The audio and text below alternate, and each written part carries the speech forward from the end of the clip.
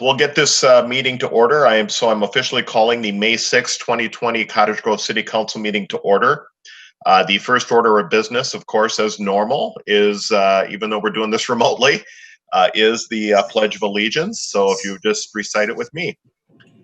I pledge allegiance to the flag of the United States of America and to the republic for which it stands, one nation, under God, indivisible, with liberty and justice for all. Boy, it's always fun to try to get everybody's voices to match up on that one. All right, next on our agenda is roll call. Would Joe like to do the roll, please? Councilmember Mills? Here. Councilmember Dennis? Here. Councilmember Thiede? Here. Councilmember Olson? Here. Mayor Bailey? Here. Next on our agenda is open forum. This is the opportunity for any residents that would like to comment or have a statement to make on anything that's not on tonight's agenda. We do have, being that we're doing this remotely once again, we do have the ability for you either to call in and express a topic, or you can type in the chat area, which is, at least in my case, is down to the middle right. So we'll wait just a second or two here to see if there's anybody that would like to speak or send us a chat regarding open forum.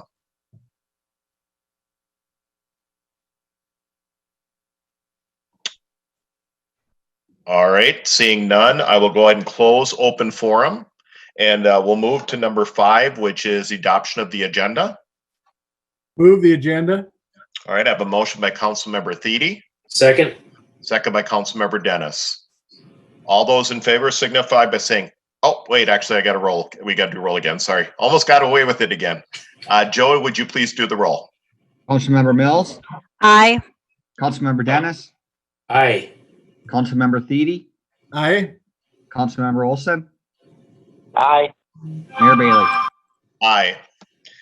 So next is presentations. We have actually quite a few this evening, and the first one has been our weekly COVID-19 situational update. So Captain Gwen Martin and our Parks and Rec Director, Zach Doctor, is going to take us through this. So welcome back, Gwen and Zach. Thank you, Mayor and council members. I've got just a real brief PowerPoint here. I will try and share my screen. I may have to ask, administration has to stop their screen sharing in order for me to share mine.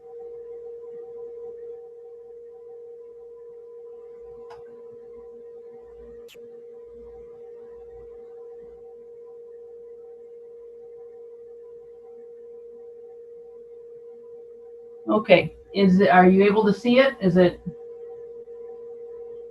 Yes, we can see it. Okay, because it's not showing up on my screen as well. I'm sharing it, but okay. So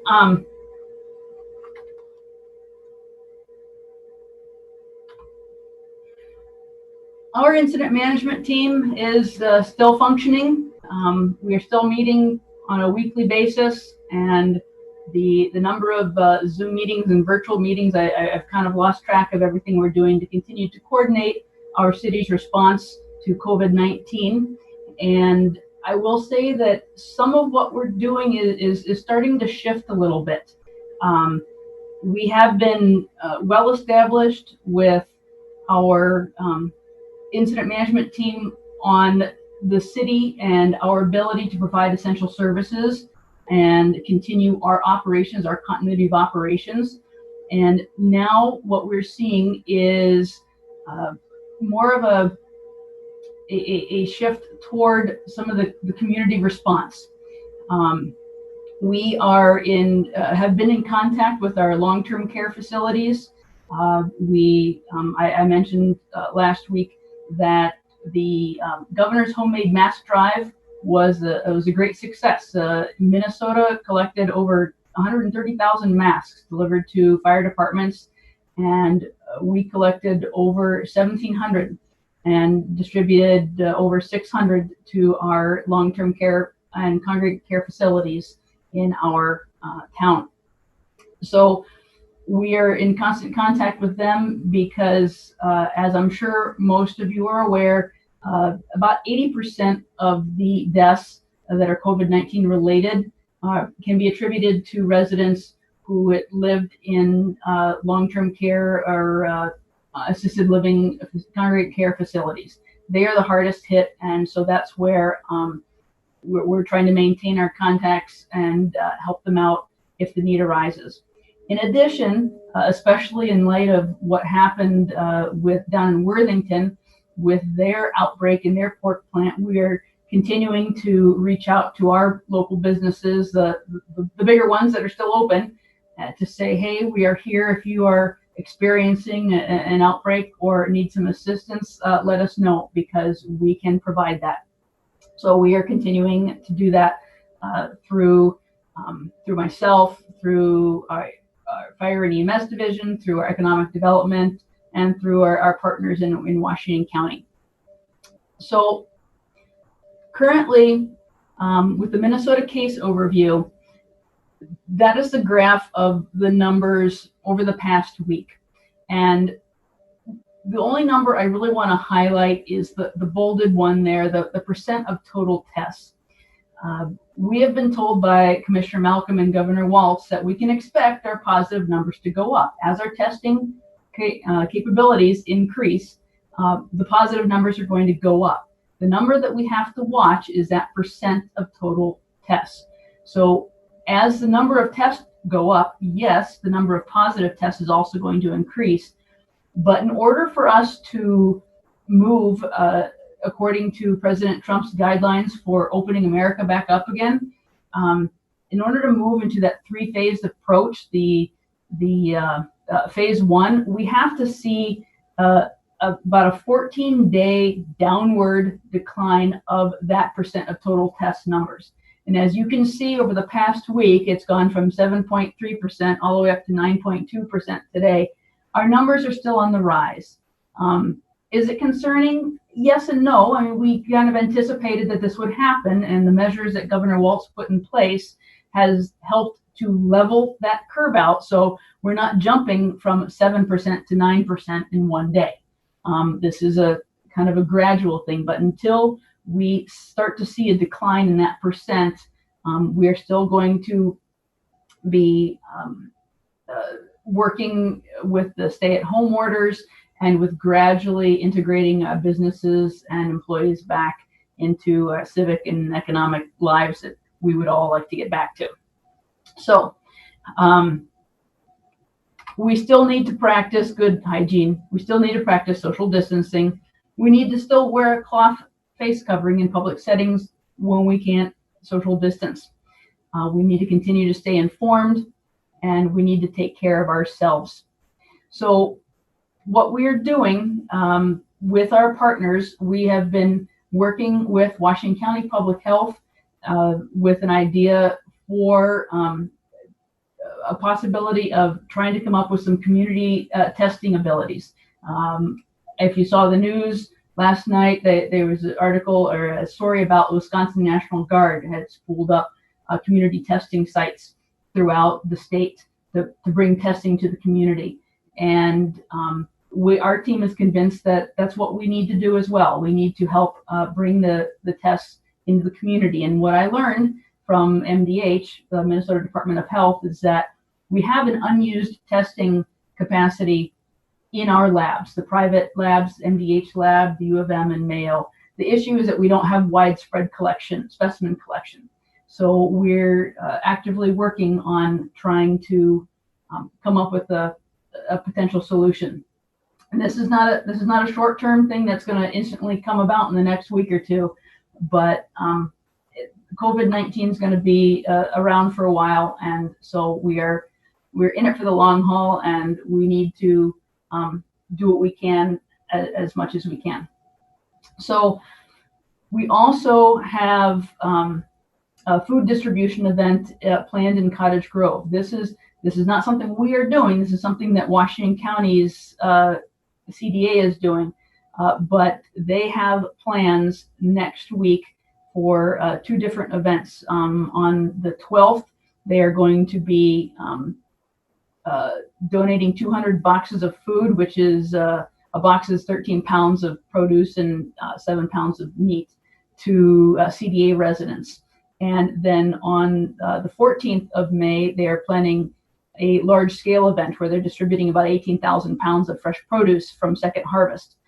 And the first event in our county is on Friday up in Forest Lake, and I'll be going up there to participate in that and bring some lessons learned back to Cottage Grove so we can help them facilitate that and try and be as smooth and seamless and effortless as possible. So I believe Zach has a few other things to talk about in terms of our parks and rec planning. If you have any specific questions for me, you can ask me now or wait until after Zach's done. Either way is fine with me. So, Gwen, I'll ask a question and then see if any council has questions. One is, with the distribution of the food in that, have they identified an area they're going to do it in the city? They are going to be using the CDA sites, but no, we have not yet. They have not yet been identified exactly where those sites are going to be. The one on the 12th, where they're going specifically to those CDA residents, will be those places, wherever they decide that's going to be. But I do not know where that large scale event is, where they're planning to put that. Okay, and I just, the other comment and question is, I support obviously the fact that if we're able to provide the testing, that we as a city absolutely do that. I guess my question of that though is, it sounds like we have the capacity to test, but do we have the testing kits? That is all part of the plan, and it's without going into the nuts and bolts of it. We have been meeting for quite a while now and talking about this potential, and Deputy Chief Pritchard is kind of spearheading the efforts with that, with his experience in public health nursing and working with epidemiologists. And the plan, of course, is to bring a request, a grant request, submit a grant request, an RFP to get this done and grant funded, and kind of be a model that other communities can look at. I think, like I said, I think that would be a great opportunity for us, our citizens, and being a leader versus the follower is also good by me. Council, any questions for Gwen? Councilmember Olson? Thank you, Mayor. Gwen, can you hear me okay? Yes, I can. This week, the governor came out with another executive order turning the proverbial dial one notch to loosen things up for elective surgeries and elective procedures. And in reading that, it appears he is now going to allow some of the clinics, dental offices, et cetera, to get back into more elective things like, having your teeth cleaned or going in for an elective surgical procedure, outpatient procedure, et cetera. However, like with anything else, the devil's in the details, and his order stipulates that there has to be some sort of a plan submitted to the state by the facility that is looking to actually perform these elective procedures. Can you perhaps provide a little bit of clarity around anything you've heard from the state or from the other EMS partners about, how somebody might go about submitting that plan? I know that in the governor's order, there was a link to a website that provided some direction, but I wondered if maybe you had some additional insight. So I'm also very looking forward to this, because then my son can get his cavity taken care of. Yes, they are starting next week. They are going to be opening up chiropractors, dental offices, medical clinics to do more of these elective procedures. And so the places that I know have already received the templates, very similar to the business templates that Economic Director Christine Costello referred to, I think, in the past meeting about how our businesses can outline the procedures in place for how are you going to provide for your worker safety, for visitors, for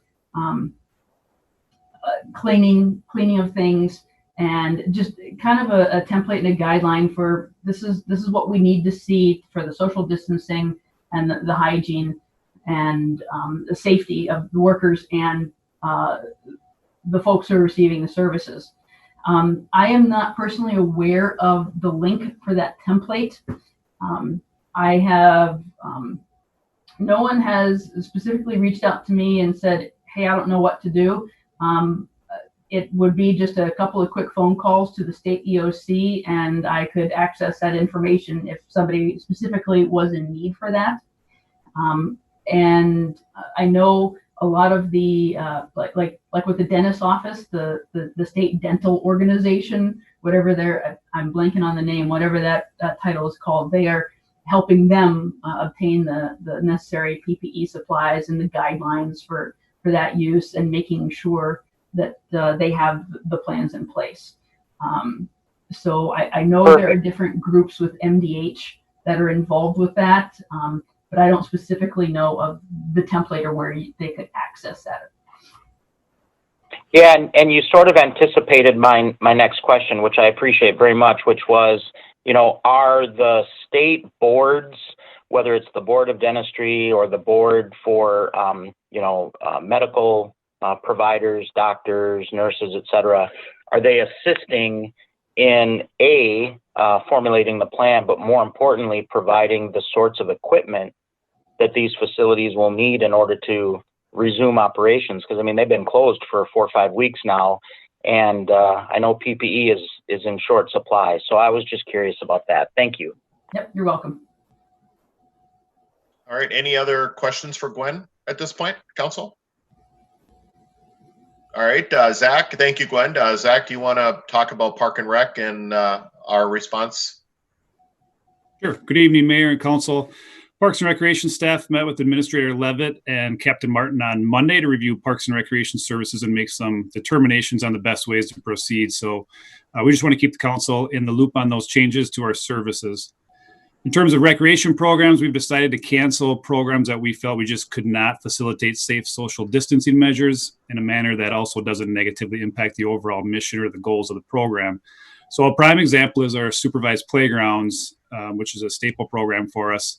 Between needing multiple staff to manage large numbers of youth in a small building, it just really seemed impractical. And yes, we try to keep the kids out playing outside, but there's just too many times where we need to get in the building for parent check-ins, projects, lunch, restroom breaks, or inclement weather, that it just seemed like we couldn't offer that particular program and assure families that they're receiving a safe and fun play environment. Other programs for similar reasons we've canceled include adventure camp, safety camp, tennis lessons, zombie apocalypse chase, mud run, Strawberry Fest 5K, 1K, softball tournament, our Fab Fridays, our skateboard competition, the Highway 61 hockey camp, and then our summer ice skating lessons is the list we have right now of cancellations. So now we're working on a modified approach to try to provide programs to the community. We're hoping to offer some alternative forms of play, such as archery, fishing, modified tennis lessons or leagues, and other programs where we think we can control crowd sizes, yet give a full benefit of our services. An example might include, a couple hours a week of 3-versus-3 soccer at Kingston where they're spaced out. Maybe later that day, a customer can also do archery lessons in the afternoon. So trying to use the staff we have to move them around the community and offer programs that we can provide that maintain that social distancing factor.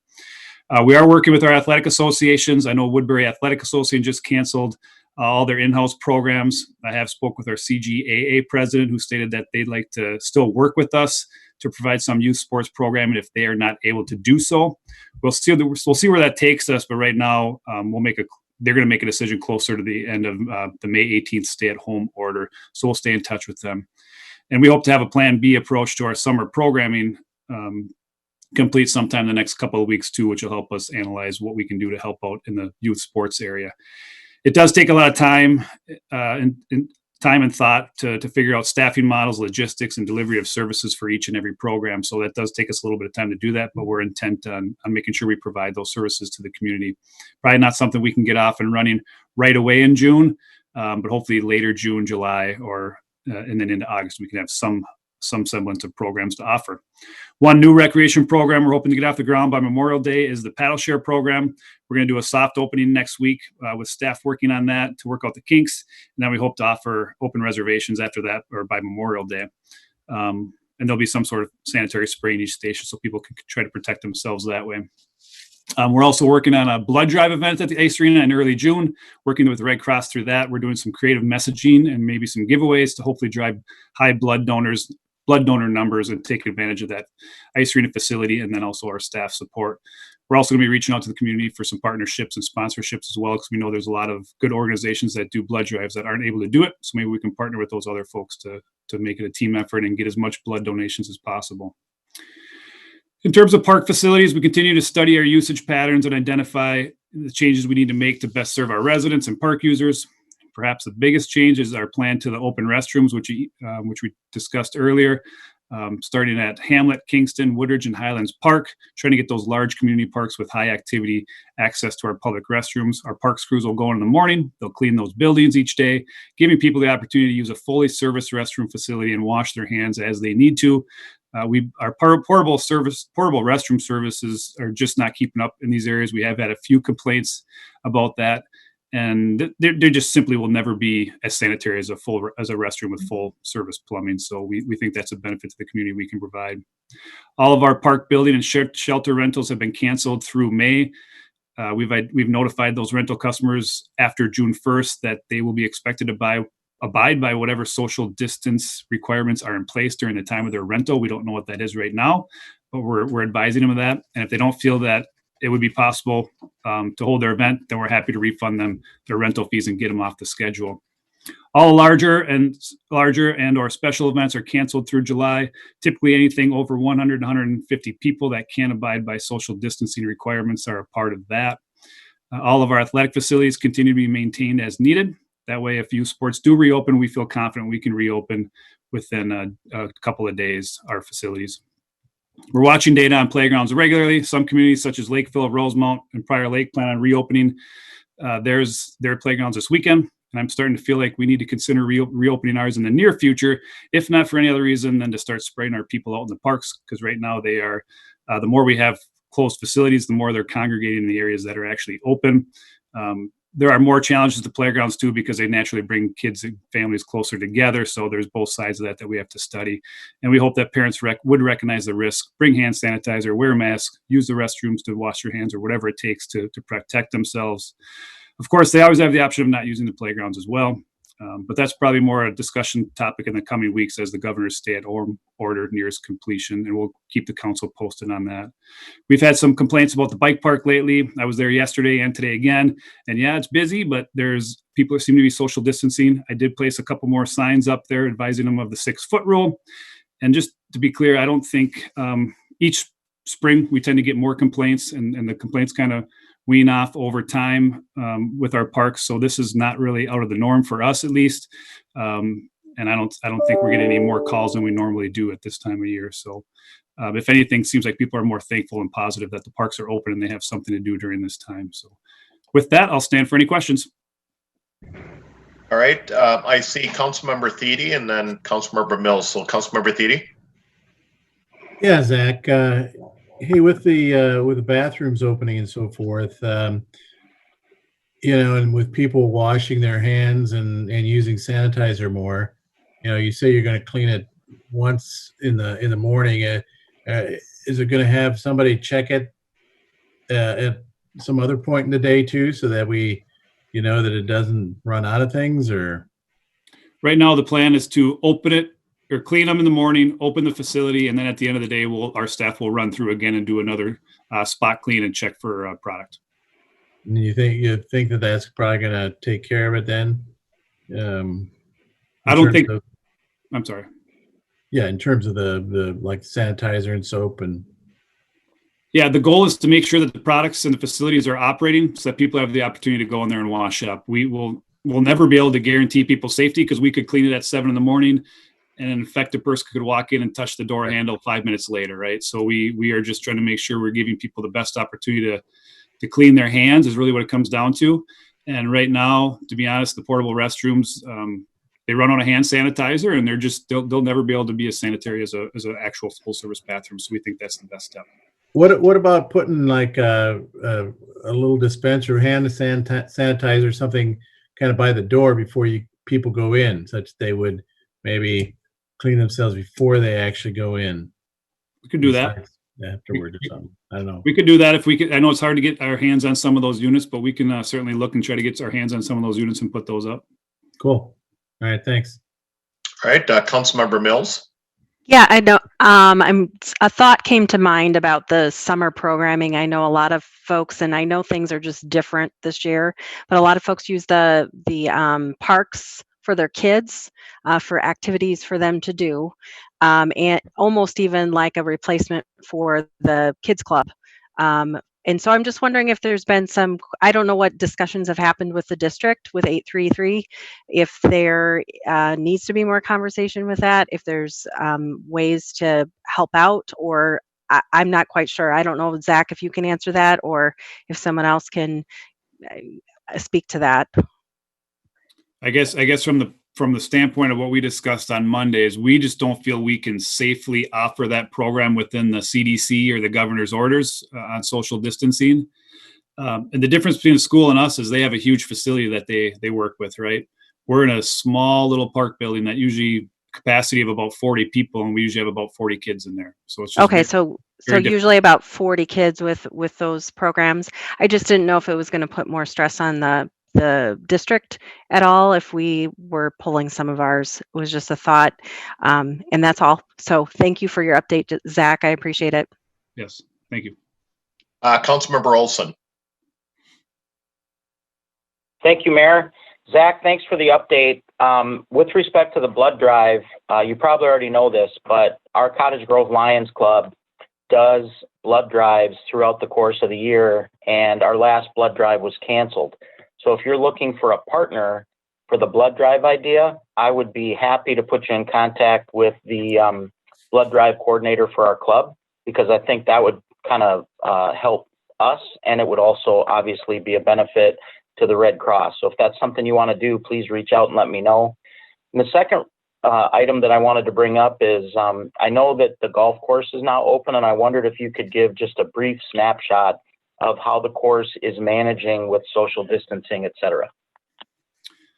Thank you, Councilmember Olson, members of the council. Yeah, the golf course is open. Business is really good in terms of golf. Obviously, we're not selling food and beverage out of the grill yet. We are selling snacks and non-alcoholic beverages. But otherwise, the golf business is doing really well. The driving range is doing really well. Social distancing, people are abiding by it. I think golfers know that they need to play by those rules in order to keep the sport playing through this pandemic. So things are really good. We feel like we had a plan in place early. We let people know what that plan was, and that's just helped. And our staff is all on board, and we're monitoring, and things are going really well. So the weather sure helps. People are out playing, and they're having a good time, and it feels like the 1990s again, the way people are excited to play golf. So it's been fun to see. Well, I'm sure a lot of people are just eager to get outside, get some exercise, find a way to do those things with the social distancing element factored in. And I want to compliment you and your team, Dennis and Tyler down at the course, and all of the staff at City Hall who planned in advance for reopening as soon as the governor sort of flipped the switch, because we were well prepared and ready to go. And I think the residents and those who have been able to use the golf course really appreciate it. So well done. Thank you, Councilmember Olson, and thanks on behalf of the staff too. And just a word of advisement too. We're out, like I said, working on athletic fields and the ice arena, and we have plans to reopen all those facilities. So sometimes when you see us working on those things and you wonder why, it's so that the day we get the order or the opportunity to open things up, we're ready to go. All right, Zach, just two real quick questions. One, and I think everybody else answered most of the general. Are you working with like other Parks and Rec departments to kind of come up maybe with ideas of things to get people, still within the social distancing guidelines to, events or things that can still manage? And one that I'm thinking of, because it's kind of funny, you're hearing a lot of schools that are talking about doing graduation almost like at a drive-in. So, I mean, something where you could be in a car, you could put up a big screen in a parking lot at a park and do some movies or something like that. Have you guys been working on any of those kind of ideas? Well, we weekly we're on Zoom meetings and chats and forums with other, agencies around the metro area, the state, and the country even. So yeah, we're constantly coordinating with other agencies, and we're jotting those ideas down. Like I said, over the next week or two, we're really going to work hard on identifying what we can pull off and what we think will be successful for the community and give people a good opportunity to enjoy recreation in the summer. So we're working on that, and hopefully we have something here in the next couple of weeks.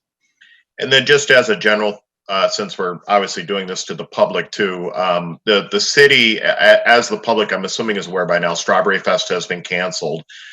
At this moment, we have not canceled the 4th of July fireworks. I know Gwen and Pete and everybody is working to figure out how can we do 4th of July fireworks and still maintain the social distancing. And what's interesting is part of the problem, just for the general public to be aware, is that as other cities are canceling their 4th of July events, chances are a lot more people would come to ours, and which is going to, exacerbate the issue of social distancing. So we haven't canceled it yet. Not saying we're going to, but we're keeping all options on the table. But you heard Zach and others speak specifically to the fact that there are events now being canceled all the way through the end of July or most of summer, and frankly, even some events going into next fall. So we'll just have to keep our eyes on the ball here, and at some point we'll make a determination. But our goal is, at this point, is still to have the 4th of July fireworks. All right, Council, any other questions for Zach or Gwen? All right, sounds good. Thanks to the both of you once again for the great work you're doing with regards to all of the COVID. Thank you. You're welcome. All right, next on our agenda, we have quite a few presentations this evening. We'll go to B, which is and obviously we have one individual on our we can see on the message here, and that is the 2020 Historic Preservation Month and Historic Preservationist of the Year. And our Community Development Director, Ben Boyke, is going to start us on this one. And then before he jumps in and speaks to this item, I'm going to ask that Councilmember Olson will speak on behalf of us as it relates to who we've chosen as this year Preservationist of the Year, and then also to read the proclamation. So Ben, why don't you kick it off for us? Yeah, thank you, Mayor, Council. So yes, May is Historic Preservation Month. So tonight we have two items before you. One is the reading of the proclamation, and the second item is to present the 2020 Historic Preservationist of the Year award to Rod Hale. So I guess with that, Mr. Mayor, I can certainly read the proclamation, or if that's something you wanted to do. I'll go ahead and we'll turn that over to Councilmember Olson to read. Thank you, Mayor. There you go. Okay. So this is the proclamation for Historic Preservation Month, which is May of 2020. And we have a number of things going on in May of 2020. So I appreciate the opportunity to read this.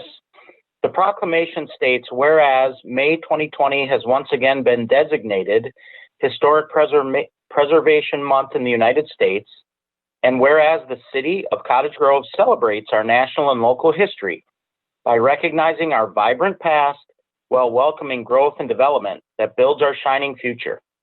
And whereas it is the goal of the City Council to provide excellence in the delivery of public services to all stakeholders in the community, and whereas one noted public service is to share the history of the people and places that have made Cottage Grove the unique place it is to live, work, and play.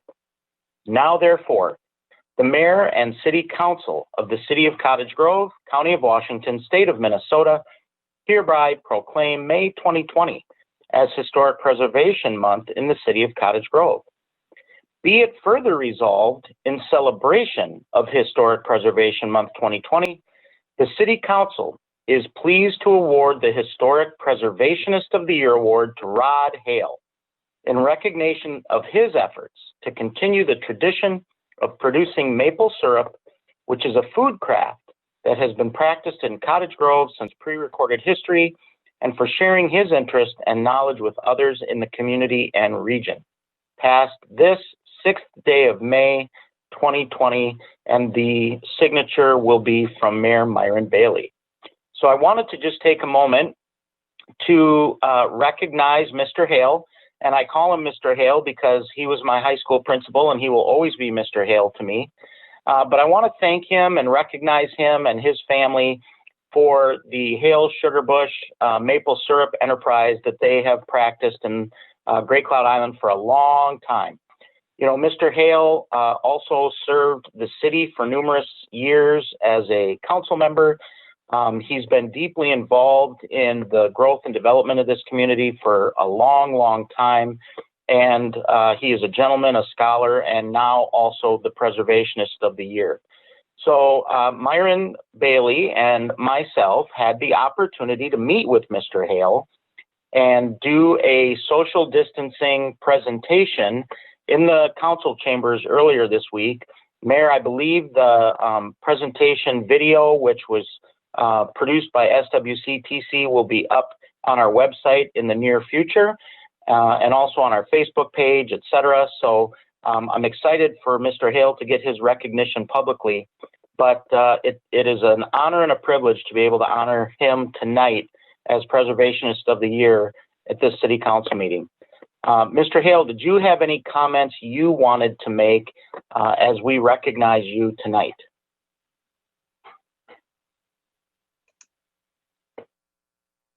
Let's make sure he's unmuted if he's muted. Rod, you need to unmute. Am I mute? Okay. There he is. There you go, Rod. I can hear you now. He's Okay. got it. Yep. I just want to thank the mayor, the council, and our staff at City Hall for recognizing us for this contribution that we're making to of historical significance. Because it's ironic that we're doing it here on we're making maple syrup here on Great Cloud Island, and Justin was right that the Indians had made maple syrup in the late 1800s on this very spot. So we're very happy that we were able to continue doing that and sharing it with the community and others. And I think it's brought some recognition to the city of Cottage Grove as well, because we have many people that visit us from our surrounding communities and are thankful for the opportunity of buying and sharing our interest in what we do in the process of making the syrup. So thank you very much.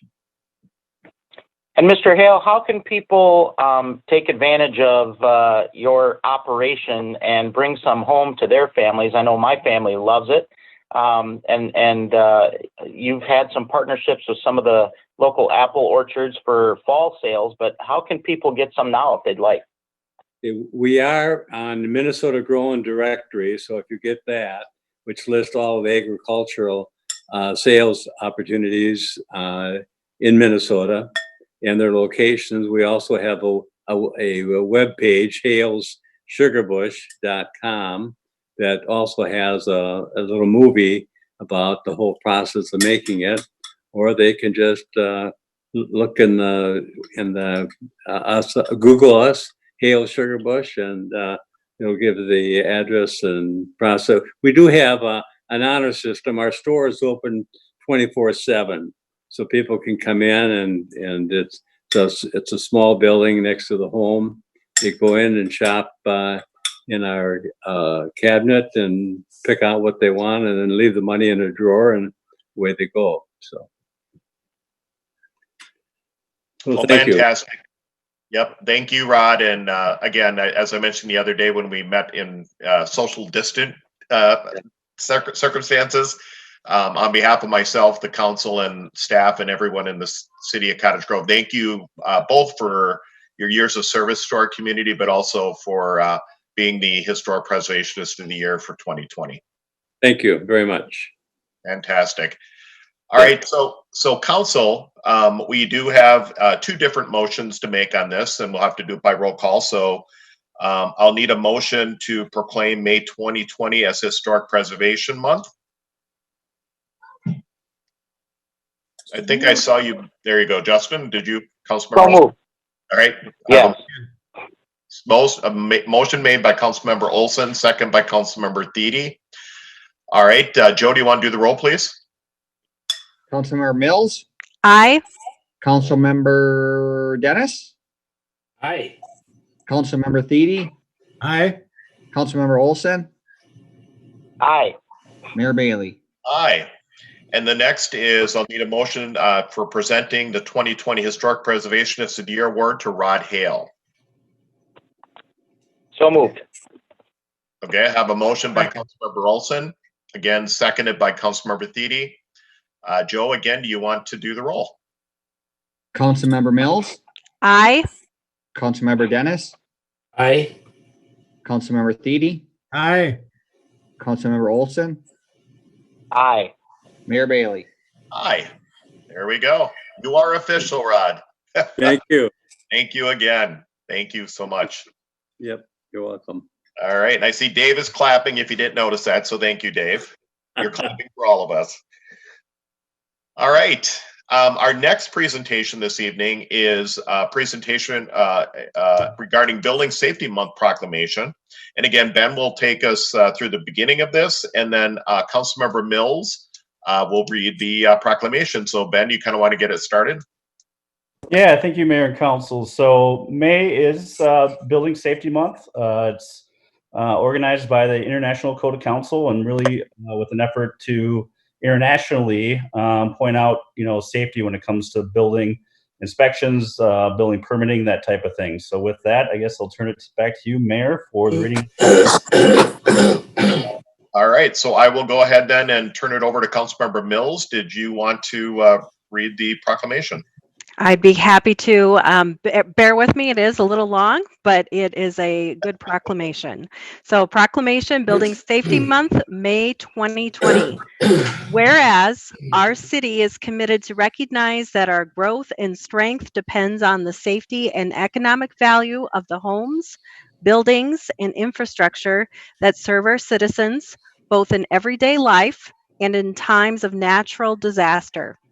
And whereas our confidence in the structural integrity of these buildings that make up our community is achieved through the devotion of vigilant guardians, building safety and fire prevention officials, architects, engineers, builders, tradespeople, design professionals, laborers, plumbers, and others in the construction industry who work year-round to ensure the safe construction of buildings.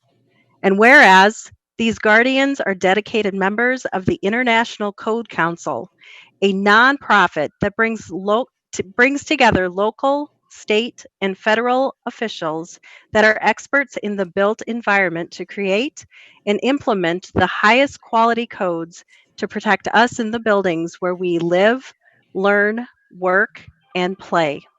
And whereas our nation benefits economically and technologically from using the international codes that are developed by a national, voluntary consensus codes and standards developing organization, our government is able to avoid the high cost and complexity of developing and maintaining these codes, which are the most widely adopted building safety and fire prevention codes in the world. And whereas these modern building codes include safeguards to protect the public from natural disasters such as hurricanes, snowstorms, tornadoes, wildland fires, floods, and earthquake, which according to a FEMA commissioned study by the National Institute of Building Sciences, provide $11 in future mitigation benefits for every dollar invested. And whereas Building Safety Month is sponsored by the International Code Council to remind the public about the critical role of our community's largely unknown protectors of public safety, our local code officials who assure us of safe, efficient, and livable buildings that are essential to America's prosperity. And whereas safer buildings, safer communities, safer world, the theme for Building Safety Month 2020 encourages all Americans to raise awareness about the importance of safe and resilient construction, fire prevention, disaster mitigation, and new technologies in the construction industry. Building Safety Month 2020 encourages appropriate steps everyone can take to ensure the safety of our built environment and recognizes that the implementation of safety codes by local and state agencies has saved lives and protected homes and businesses. And whereas each year, in observation of Building Safety Month, Americans are asked to consider the commitment to improve building safety and economic investment at home and in the community, and to acknowledge the essential service provided to all of us by local and state building departments, fire prevention bureaus, and federal agencies in protecting lives and property. Now, therefore, the Mayor and City Council of the City of Cottage Grove, County of Washington, State of Minnesota, hereby proclaim the month of May 2020 as Building Safety Month in the City of Cottage Grove. Accordingly, we encourage our citizens to join with their communities in participation of Building Safety Month activities. This so passed today, the 6th day of May 2020, and it will be signed by Mayor Myron Bailey.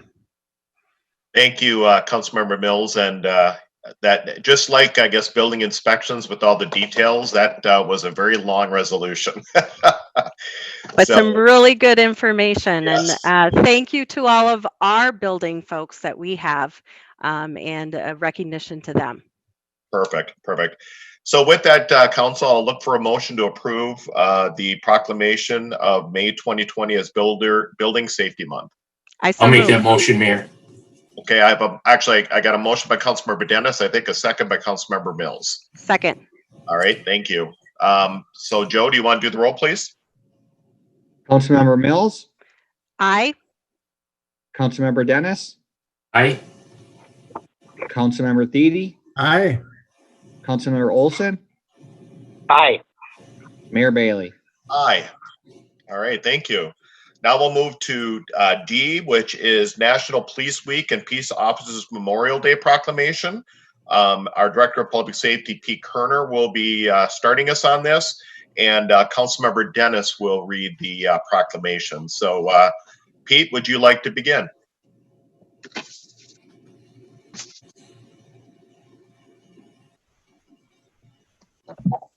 Sorry, Mayor, I was trying to,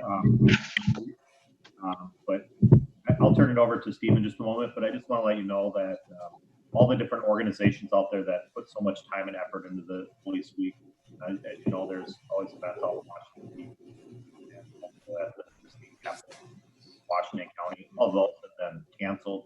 Lima, still looking at doing some virtual things. So if anything does pop up, we'll definitely share it. We really enjoy the support of our community, so we'd like to get that out there. But with that being said, then I'll turn it over to Councilmember Dennis. Thank you. All right, thank you, Pete. I know it was a little bit tough to hear you, but I got the gist of what you were saying. So, Councilmember Dennis, would you like to read the proclamation?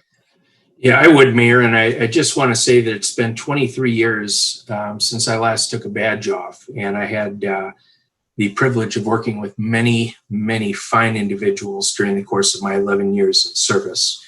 So it's an honor for me to read this, but at the same time, this is probably the most somber statement that I have the opportunity to be part of here and read during the course of the year.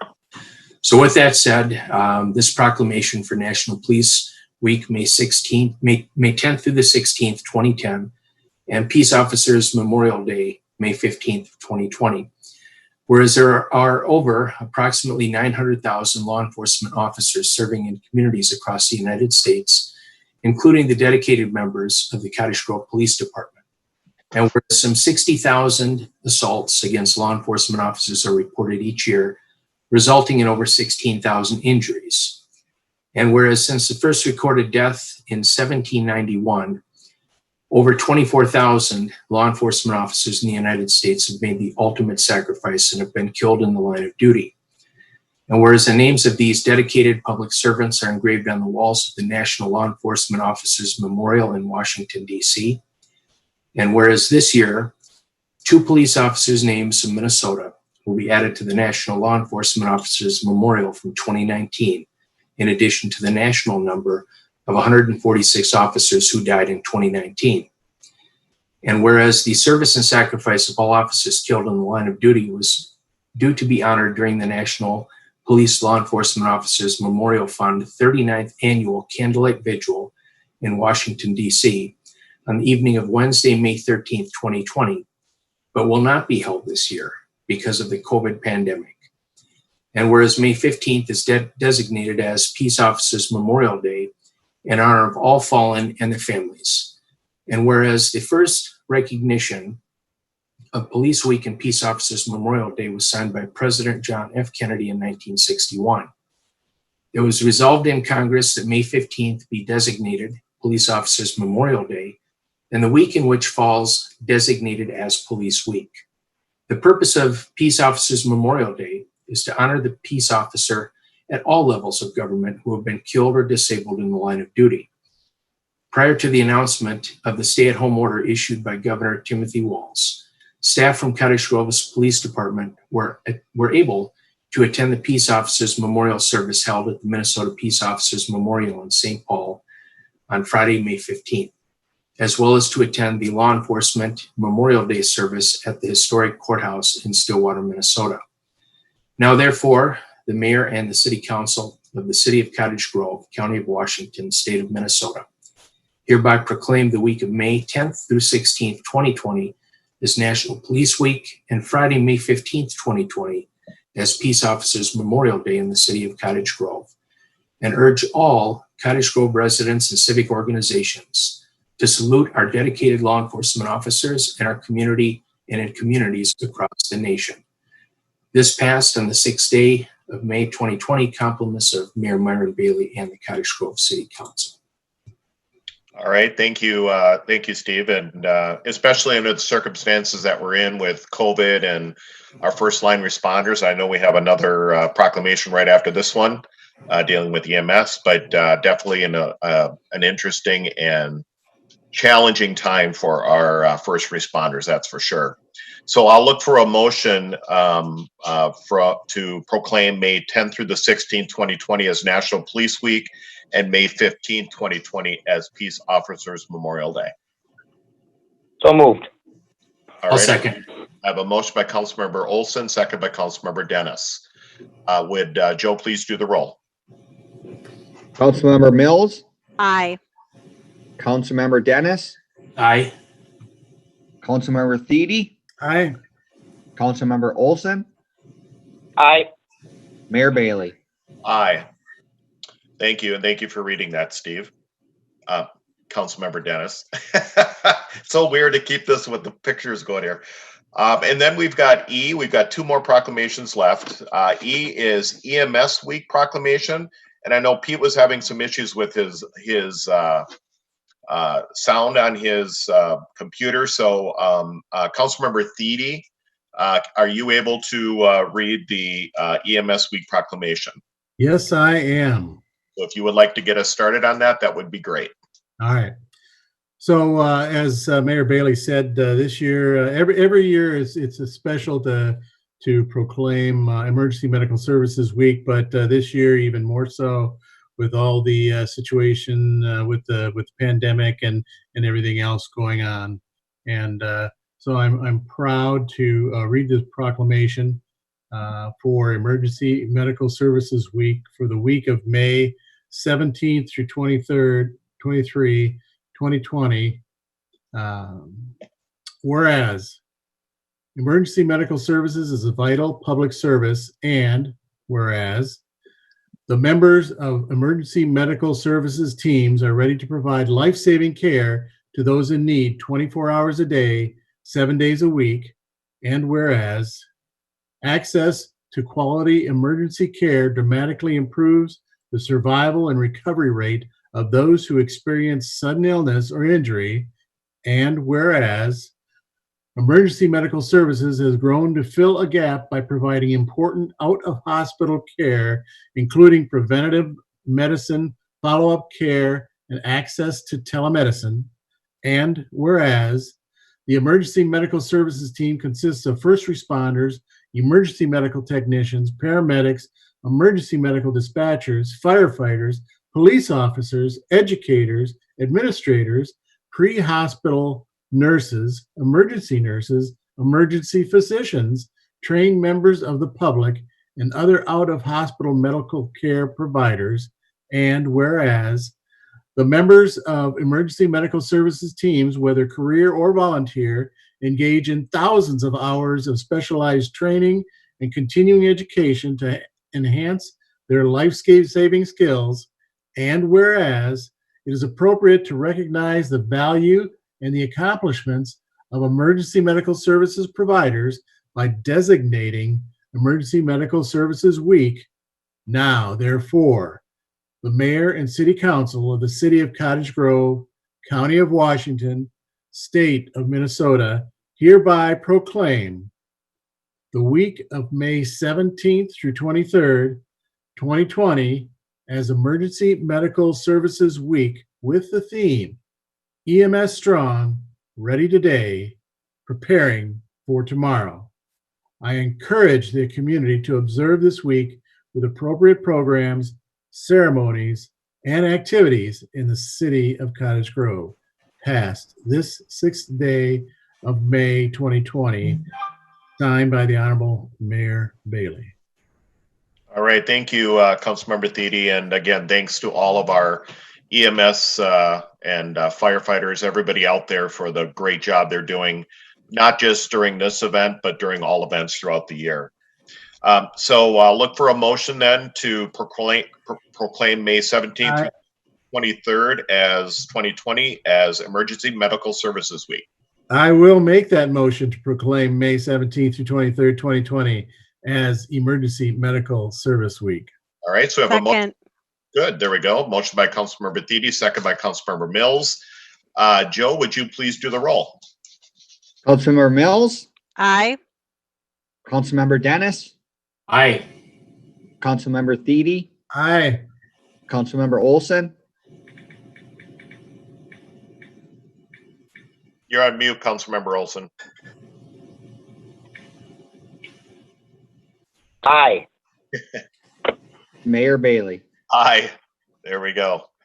All right, for our last proclamation this evening, and it's we've had quite a few, but that is for sure. But last but definitely not the least is National Public Works Week proclamation, and our Public Works Director Ryan Burfine will get us kind of going on this, and then Councilmember Mills will read the proclamation. Thank you, Mayor, members of the council. So as you mentioned, May 17th to 23rd is our National Public Works Week this year. It's a great opportunity to recognize all of our maintenance folks down in Public Works for the city, and whether maintaining infrastructure, facilities, or our fleet. It's really critical work to the city organization as a whole, and also to serving our residents. So just a great opportunity to recognize all of that hard work. And with that, I will turn it over to Councilmember Mills to read the proclamation. Fantastic. Councilmember Mills, it's all yours. All right. Thank you, Mayor, and thank you, Ryan. Before I read it, yes, a big hand to all these folks who are really kind of those behind the scenes for our everyday life, and make life better for us, whether it's plowing the snow or fixing those roads and help making sure our water is running the way it should, all those pieces. So thank you so much to all of them. So National Public Works Week. Whereas public works services provided in our community are an integral part of our citizens' everyday lives. And whereas the support of an understanding and informed citizenry is vital to the efficient operation of public works systems and programs such as water, sewers, streets, and highways, public buildings, and solid waste collection. And whereas the health, safety, and comfort of this community greatly depends on these facilities and services. And whereas the efficiency of the qualified and dedicated personnel who staff public works departments is materially influenced by the people's attitude and understanding of the importance of the work they perform. Now, therefore, the mayor and city council of the city of Cottage Grove, county of Washington, state of Minnesota, hereby proclaim May 17 through 23rd, 2020, as National Public Works Week in the city of Cottage Grove, passed the 6th day of May 2020, signed by Mayor Myron Bailey. Fantastic. And again, I know all the council, as Councilmember Mills mentioned, are appreciative of our Public Works team down there for all the work you do throughout the year. So thank you, Ryan. Please pass our appreciation along to the entire team at Public Works. With that, I will need a motion to accept and do proclamation for May 17th through the 23rd as in 2020 National Public Works Week. So Make that moved. motion. All right, we got a whole bunch there. So I got a motion by Councilmember Mills. I'll take the second by Councilmember Dennis. All right, there we go. He's giving me the thumbs up. All right, so I almost made you council member there. Joe, if you would like to go ahead and do the roll. Councilmember Mills, Aye. Councilmember Dennis, Aye. Councilmember Thiede, Aye. Councilmember Olson, Aye. Mayor Bailey. Aye. There we go. So all of our proclamations have been approved. Next on our agenda this evening is consent calendar. Is there any items that council would like to pull for conversation on consent? And I see Councilmember Dennis, you have one. Thank you, Mayor. I would like to pull item 7Q, which is the EDA appointment. Okay. And I'll just mention, I think I see Councilmember Thiede too, but I was going to pull S for comment, which is a letter of support to with Washington County to proceed with the Ravine Park Regional Recreational Building Project. So we'll bring that up. Is there any other items on consent that council would like to speak on or pull for comment? All right. Seeing none, I will then go ahead and we'll start with Councilmember Dennis regarding an EDA appointment. All right. Thank you, Mayor. Tonight, I guess you and I are asking the rest of the council for their approval to appoint Erin Posh to the Economic Development Authority. Erin and her family have been residents of Cottage Grove for the last 7.5 years, and she is the CEO of LE Family Services and has a lot of great business background and acumen, and I think will be a fantastic addition to our Economic Development Authority. And just so the council knows, both Mayor Bailey and myself interviewed Erin back on April 1st, and we're recommending that she achieves appointment here to the EDA as per our request. So thank you very much. Yeah, just for the public, just so they're aware, we did it via Zoom. But it worked, so we're happy to say that. So, and she will be a great addition to the EDA. All right. The next item, which was pulled for comment, is item S, which I had pulled. And if anybody else wants to comment, they're welcome to it. It's a letter of support from the city to Washington County to proceed with the Cottage Grove Ravine Regional Park Recreational Building Project. And the reason we're doing this is yesterday, Tuesday, during the board meeting, there was a discussion about moving this project forward, which we and obviously our commissioner, Wayne Johnson, were expecting the county to move forward with getting this building going. If many, and I know many people are using that park right now, because I've been down there myself on the trails. That building that used to be there is gone. So, and the intent by the county is to continue to provide enhancements and services to that park, which has been our gem, frankly, within Cottage Grove, but specifically within Washington County. And they had did multiple events and getting community input, multiple meetings, staff, you name it, staff from the county, staff from the city, residents from the city showing up at these meetings to give their input. They created this design and said they were going to move forward with this building. I'm not sure if it's specifically because of the COVID situation and everybody's a little nervous about money being spent and so on. But in this particular case, there was a couple members of the Washington County Board that had concerns about moving forward with this project at this time. And so they, instead of saying no, they're tabling it for 1 week to bring it back for further discussion. There were a couple questions, I believe, by some of the other county commissioners to regarding funds and things like that. So what we're doing is we're providing our comments that we believe that this is something that needs to move forward. For the general public,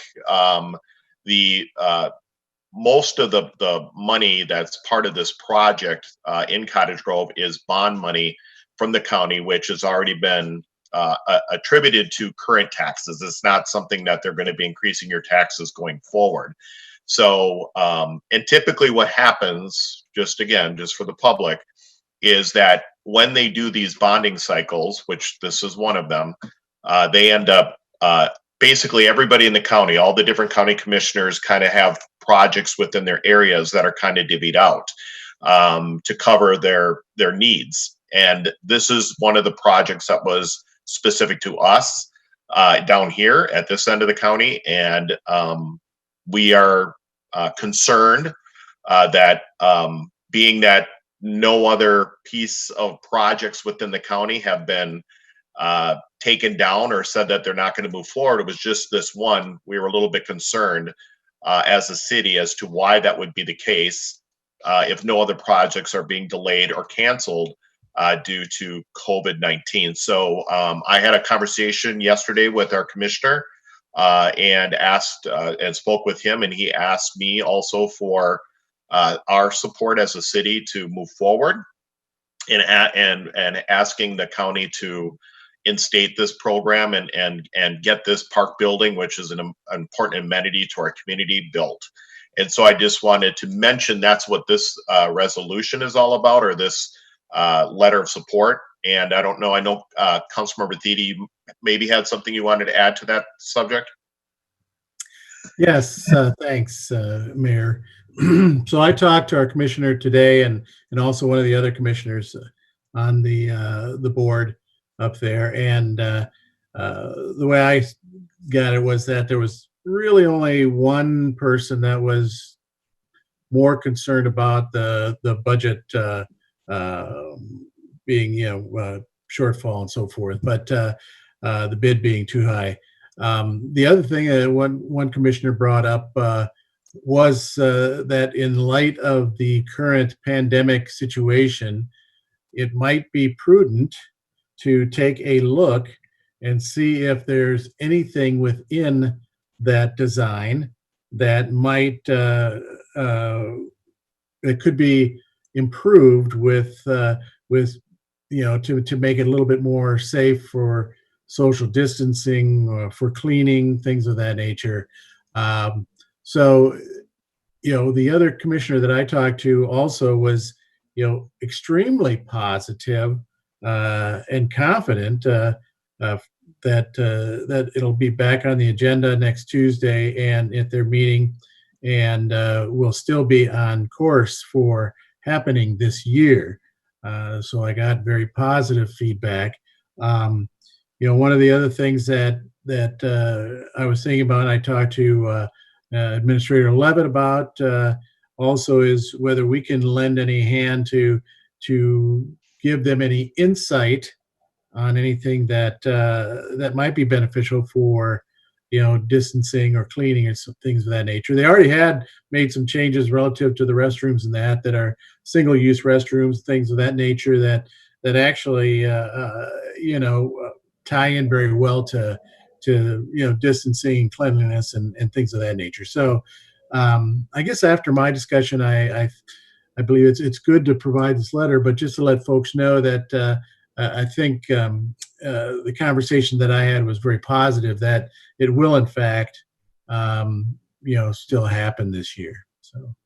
Okay. All right. And Councilmember Dennis, did you have something you wanted to add? Yeah, thank you, Mayor. Just a couple points. One is very respectfully, I mean, no issue on my part for concerns relative to social distancing and things like that. But I think it's important that we keep this piece on here and in consideration for our city. We are looking to have the shops at Cottage here come online at some point, and that's going to be a big economic development boost here for the community. And having connectivity from that particular area where there's livability and shopping and other key features over into and have safe passage to get into the park is really important. I'm worried a little bit about the timing of things because, right now we're still all sitting pretty well as far as budgets and property value increases and things like that. I think if we get taken off of this there could be the potential that maybe it gets bounced, and I don't want to see that happen to us. So last but not least, as I remind, and I also talked with our commissioner, the city of Cottage Grove is the second largest city in Washington County. And as such, we pay in the second largest amount of property taxes and funding to the county. So it's always important to keep in mind that we advocate strongly on behalf of our city and the people that live here that pay the taxes, that we're getting our fair and requisite return coming back. So those are all points that I think are key and are why I hope to support this particular letter going out. So thank you. Fantastic. And I'll just add two other comments, and then we can go to vote for consent. And that is, one is and Councilmember Dennis, you just mentioned specifically about, our connectivity to the park. And that matter of fact, on this consent calendar this evening is our support for two pedestrian underpasses from the Met Council, monies from the Met Council. One is off of 70th and Hardwood that would go underneath 70th Street. And the other one would be either up or under County Road 19 from what could be a future community center, the shops at Cottage View, into the Ravine Park. I am also aware that there is state bonding money that is tied to this park that the governor has put into the bonding bill that could be in jeopardy as it relates to should the county back off of this program. And my only last comment is what always concerns me when these kind of things happen is, other portions or cities within our county, not represented by our county commissioner, built new libraries or such. And to your comment, Councilmember Dennis, I want to make sure that our citizens, our end of the county, also get their what I'll call fair share of items and money to fund these things for our community. So, and I can say that for our surrounding community, because obviously it's St. Paul Park, Newport, Great Cloud, and Denmark Township is all part of our area. So I just wanted to mention that. So I wholeheartedly support this. I do hope, like you said, Councilmember Thiede, that the board will move to approve this at their next meeting, so we can finally get this building up and running down there, so we can get to use it in the future. So with that, no other items were pulled on consent. I do know we have a couple of people on the call here for that have items on consent, but I'll look forward to council to move consent. Move consent. All right, so we have a motion by Councilmember Thiede. Do I have a second? Second. Second by Councilmember Dennis. All right, let's do the roll. Joe. Councilmember Mills. Aye. Councilmember Dennis. Aye. Councilmember Thiede. Aye. Councilmember Olson. Aye. Mayor Bailey. Aye. There we go. So anybody that's on the call, and I know Casey, you're on the call, you're going to be here also for bid awards, but anybody that's on this for the consent calendar, all of those items have been approved. Next is number 8, which is approved disbursement. 8A is pay the bills. I'll need a motion. Mayor, I'll move the bills. All right, I have a motion by Councilmember Olson, Second. second by Councilmember Mills. All right, no discussion. So I'll again, Joe, look for the roll. Councilmember Mills, Aye. Councilmember Dennis, Aye. Councilmember Thiede, Aye. Councilmember Olson, Aye. Mayor Bailey. Aye. And before we go any further, I'll just make one little statement. I think if there's anybody on this call right now that probably wants this COVID situation to be over, is probably Joe Fishbach, since I think he gets to speak the most during our council meetings now, since everything has to be roll. All right. So 9 is public hearings. There are none this evening. 10 is bid awards. We actually have 3. The first one, A, is the Granada Avenue Water Main Extension Project bid award. And Public Works Director Ryan Burfine, you'll take us through this. Thank you again, Mayor and members of the council. So on May 16th, the city accepted bids for the Granada Avenue Water Main Extension Project. And on that day, we received 5 bids, as you can see lined out here on the slide. We did receive favorable bidding in terms of the engineer's estimate. The apparent low bid was submitted by A1 Excavating Incorporated, $1,434,278, and under that engineer's estimate of $1.55 million. And as you were last week, we did award the River Acres Water Main Extension Project. This is that second water main project we are working on that is receiving funding through the MPCA and the 3M settlement agreement. And the staff recommendation tonight is approve the adopt the resolution approving the Granada Avenue Water Main Extension Project, awarding it to A1 Excavating. With that, I will answer any questions the council has.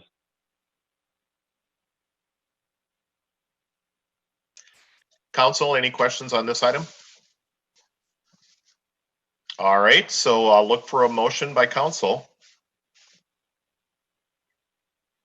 I would move that we adopt a resolution awarding the Granada Avenue Water Main Extension Project to A1 Excavating Incorporated for the total base bid amount of $1,434,278. All right, so I have a motion by Councilmember Thiede.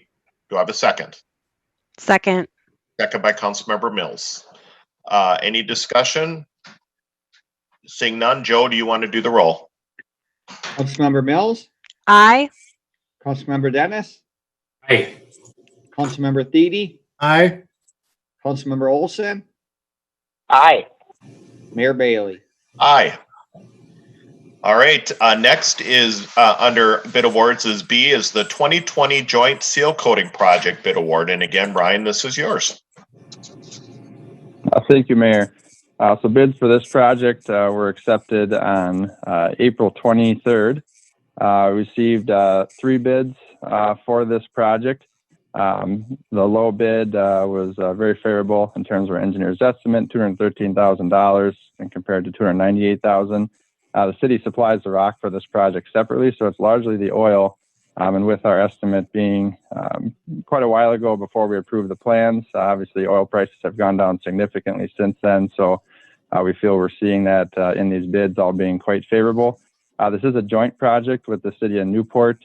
Councils may be aware when we have been doing our seal coating projects, we've offered that to the surrounding smaller communities, and Newport will be joining in with us this year. So we'll be administering that, and then they pay their portion of the project.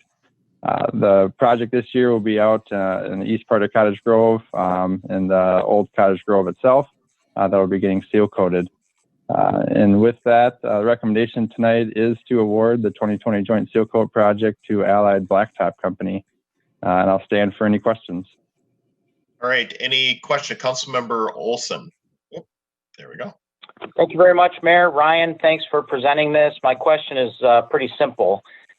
You mentioned the dramatic decrease in the price of oil, and I'm curious if that has led Public Works and or the administration of the city to consider taking advantage of the current market environment to actually do perhaps additional projects of this nature, so that we might be able to come in while the market is hot, so to speak, or favorable, and get some work done at a much reduced price.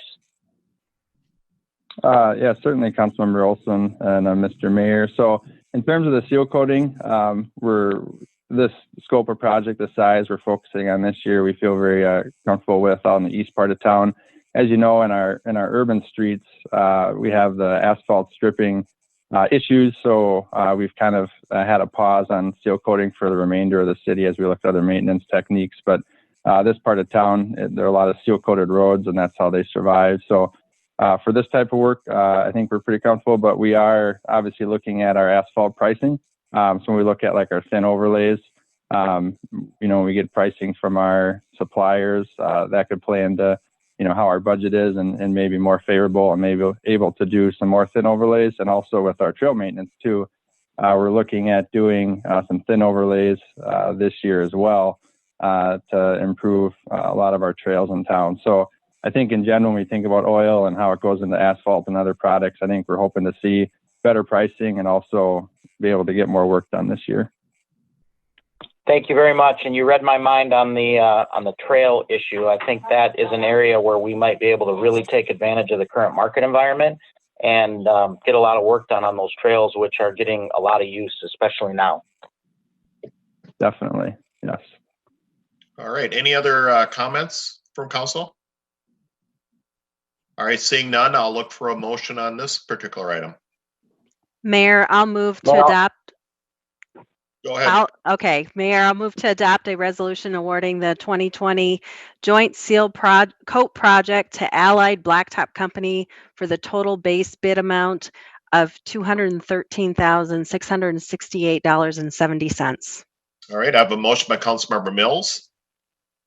Mayor, I'll second that. That's what I was waiting for. Second by Councilmember Olson. Any discussion? Seeing none, I will have Joe do the roll. Councilmember Mills, Aye. Councilmember Dennis, Aye. Councilmember Thiede, Aye. Councilmember Olson, Aye. Mayor Bailey. Aye. All right, and now we're down to the last of the bid awards, which is C, and that's Summers Landing 4th Edition Utility Street and Lighting Improvement Bid Award. And again, this Ryan, you'll be taking us on this one. Thank you, Mayor. As I talked about our third bid award tonight, I think you can see engineering has been very busy with a lot of projects this year, a lot of bid awards last meeting and this meeting, and more to come. So once again, we've been seeing really good pricing, like a lot of the market is seeing right now due to oil and fuel prices. The Summers Landing 4th project bids were taken on April 30th. We actually received 12 bids, which is very impressive for a project like this. So it was definitely bid very aggressively with lots of bids received. Northern Lines Contracting was the apparent low bid that was received below our engineer's estimate. And that, like I said, it's good to see, very similar to what we saw with our 80th and West Point projects with a lot of paving on this project. And I'll note that Northern Lines Contracting, they were the low contractor for a few projects in town last year, so we have experience with them, and they actually did the Summers Landing 3rd edition last year. With that, recommendation is to approve the resolution awarding the project to Northern Lines Contracting. And with that, I will stand for any questions. All right, once again, council, any questions for Ryan on this one? All right, seeing none, I will look for a motion from a council member on this item. I can motion, Mayor, that we adopt a resolution awarding the Summers Landing 4th Edition Utility Street and Lighting Improvements Project to Northern Lines Contracting for a total base bid amount of $2,573,118.48. All right, so I have a motion by Councilmember Dennis, second by Councilmember Thiede. Any further discussion? All right, seeing none, Joe, do you want to do the roll? Councilmember Mills, Aye. Councilmember Dennis, Aye. Councilmember Thiede, Aye. Councilmember Olson, Aye. Mayor Bailey. Aye. And just for the rest of the public out there, I know the developer had sent a note to me thanking us for his the support of their project and the bid award, obviously, for the street improvements. So, all right. Next on our agenda is number 11, which is the regular agenda. There is nothing this evening. 12 is council comments or requests. So I'll do my normal and start with Councilmember Mills. Thank you, Mayor. I am going to pass it on and leave it to my other council members. All right, sounds good. Councilmember Dennis. Thank you, Mayor. I just wanted to mention we've got one of our business segments right now in the community that has come under some hardship, and that is our restaurants. And so I just wanted to call attention to some of the great support being shown by our community members, folks who are going on Facebook and other social medias to help get the word out that these businesses are open, and put in a kind word for them and a reinforcing word that we want to keep these businesses here. We've got to spend a little money with them and help to make that happen. So I just wanted to call attention to that as a really, really great thing I see happening in the community. And then the other thing that I wanted to mention just very briefly, and I do it because not only was my mother a nurse, but my sister-in-law is a nurse, and this is National Nurses Day. And right now, with everything going on relative to COVID-19, we've got a lot of folks who are working very, very hard to provide medical services, and they're frontline people along with all the other responders we have. And so today is their day. So I just want to tip my mythical cap to them and thank them for the great work that they do. That's it. Okay, thank you. Councilmember Thiede. No, I'm good. All right. How about Councilmember Olson? Got to make sure I'm off mute. Thank you, Mayor. Just wanted to take a moment to recognize River Oaks is having a Mother's Day special this weekend. If you want to spend a little time with mom in a social distancing environment where you can be outdoors and enjoy some beautiful scenery and get some exercise, you should make your reservations now to take her golfing at River Oaks. She gets to golf for free with another paid greens fee. So this is something that I know a lot of people are likely to take advantage of, because people are getting a little bit stir crazy out there. And River Oaks is a beautiful course. It's in great shape. It's a wonderful way to spend some time with your mom. And we would love to have all of our various tee times filled as soon as possible. So if you're interested, reach out to our team at River Oaks. The phone number there is 651-438-2121. Or, of course, you can access that information on our website. And I believe River Oaks also put a notice out on their Facebook page today with some further details on how you can make those reservations. That's all I've got. Fantastic. And the only piggyback I'll mention on that, Councilmember Olson, is once they're done golfing, they probably could go across the street to another local business, Zivix, because they are open now. They are obviously, they are. Yep, their greenhouses, they got flowers, and what better thing to do than buy mom some flowers after you've taken her golfing. And then you can probably, I know we have a little bit of food at River Oaks, don't get me wrong, but we do have other restaurants in town that you absolutely could drive up and have them bring you food out to the car and go have a little picnic somewhere, or bring it home. So a lot of opportunity to shop local, even under the current environment, and frankly, and support our local businesses, which I know all of us on this as a council and all of our staff are absolutely supporting. And we'll actually be talking a little bit more about that here in a minute in our workshop. All right. Yeah, I'm glad you brought up Zivix, because I took my wife there last weekend to beat the Mother's Day traffic, and it was still a little bit busy, but they had all their stuff out, and we dropped plenty to get our gardens and things ready. And I know, Mary, you're a big gardener, you're an outdoors person, and Zivix does a great job, and they have a great selection. So great idea mentioning them as well. Yes, and my intent is to go down there at some point, but I'm a little concerned there may be frost this weekend. So if you got stuff outside, Councilmember Olson, you better cover it up. All right. Next on our agenda for the public is a workshop, which we do have three different topics in our workshop, which is of course open to the public. We're going to start with A, which is the 2021 budget workshop direction, which timing I suppose is typical for us. This is when we start doing the preliminaries.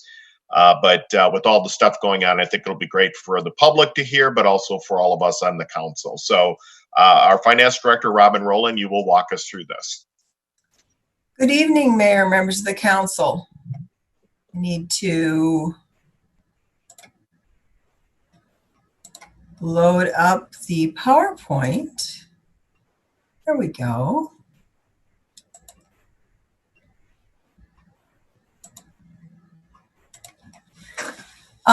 As the mayor said, this is the usual time of year that we start talking about the next year's budget.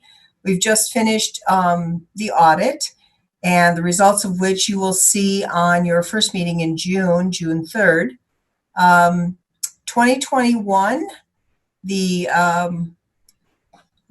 let's see here, I need to move this guy off of here. Can you see the whole screen? Yes. Okay. Okay. As was identified in your memo regarding the property taxes for 2021, we have not chosen to make any changes to the levy that was proposed as part of the 2020 budget process for 2021. This was not a mistake. This was a calculated idea, with the idea that the 3% increase in the general fund levy over the 2020 levy and a slight increase in the required debt levies would actually result in a lower overall gross levy of 2.92% increase. This is because we anticipate 2021 to be a stay the course year. We currently are seeing preliminary estimates from Washington County that are indicating a 9% increase to our taxable value, our tax capacity for 2021. And as you know, because of the natural delay in how the property taxes, or I should say the property values, are evaluated, we will probably not see any impact from the potential 2020 financial situation till 2021 for pay 2022 or thereafter. It usually is a 1 to 2 year lag if there's any decline in valuation due to a financial recession or other situation. So we do have the opportunity to take advantage of the 9% increase in our tax value. The average increase to individual residential properties is 5% for 2021. Fully 90% of the people, or I should say of the residential properties in town, will see some increase to their valuation. However, the majority of that will be in the 2 to 4% range of increase, not a great deal above the 5% increases. I will call to mind that union contracts are settled through the end of this year. Negotiations by the city administrator and the HR manager with our unions will impact 2021 and beyond. We are looking at a strategy, as I identified in the memo, of perhaps doing a 1-year contract for 2021, which I'll get to in a little bit. We also have not issued any new debt in 2020, nor do we intend to do so. We are staying the course. It's a good time to do that. We added positions last year. We didn't add a lot of capital outlay or capital equipment. However, what we did was delay pieces of equipment that we could, and identified to staff that 2020 might not also be a a very, prolific year for a lot of equipment. We did purchase a lot of equipment in 2018 and 2019, and we do have the final payment still to be made on the fire truck. The property tax impacts, which are shown on the screen, are the 4 standard properties that we look at every year. The proposed levy, which is combined with the increased tax base, would show about a 36.63 rate of tax capacity rate. This is a decrease from our 2020 rate of 39.05%. And we expect a minimal impact to city taxes as shown in the attached 4-property evaluation. As you can see, the highest increase on these 4 properties is a 6.64% increase.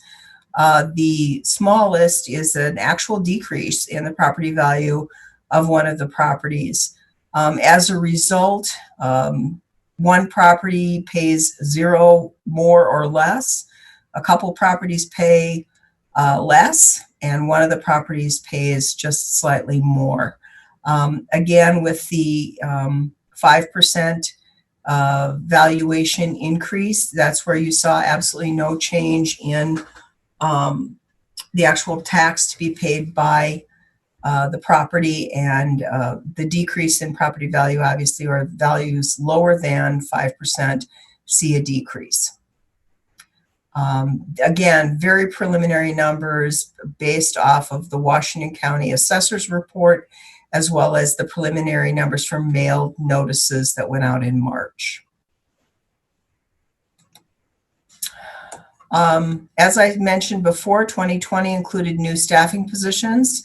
We had our superintendents, we had the fleet and facilities manager.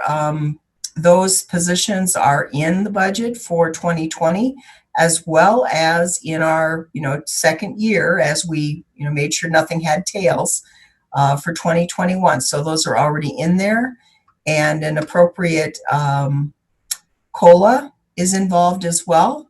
And we anticipate 1 to 2%, as was shown for 2021 last year, 1 to 2% increase in commodities and or contractual services. And certainly we've talked enough about it tonight, the decrease in oil prices, some of the decreases in commodities, and potentially some decreases in contractual services will take place, and we will benefit hopefully from those in 2021. We will be taking a look at our 2020 budget. Obviously, some things have changed. Revenues, yes, will be down in the areas of Park and Rec, but our expenses will be down as well if those programs don't go forward. So at this point, we haven't done a lot of evaluation on 2020's budget, but we will do that in the course of taking a look at 2021 as well. I'm sure you want to know about the Equipment Replacement Fund and where that sits. At the end of 2019, the value of the fund balance in that fund is below $1 million. It is around $850,000. I'm raising a very big cautionary flag because below $1 million is not a good place to be with that particular fund. So we will need to figure out a way to make sure that capital acquisition does not overspend what we transfer from the general fund, and we would need to be very cautious as to what we would add for capital acquisition in 2021. And certainly we have a lot of unknowns right now, which we're just going to have to navigate across the next 6 months and take a look at, options and things that we can and cannot do.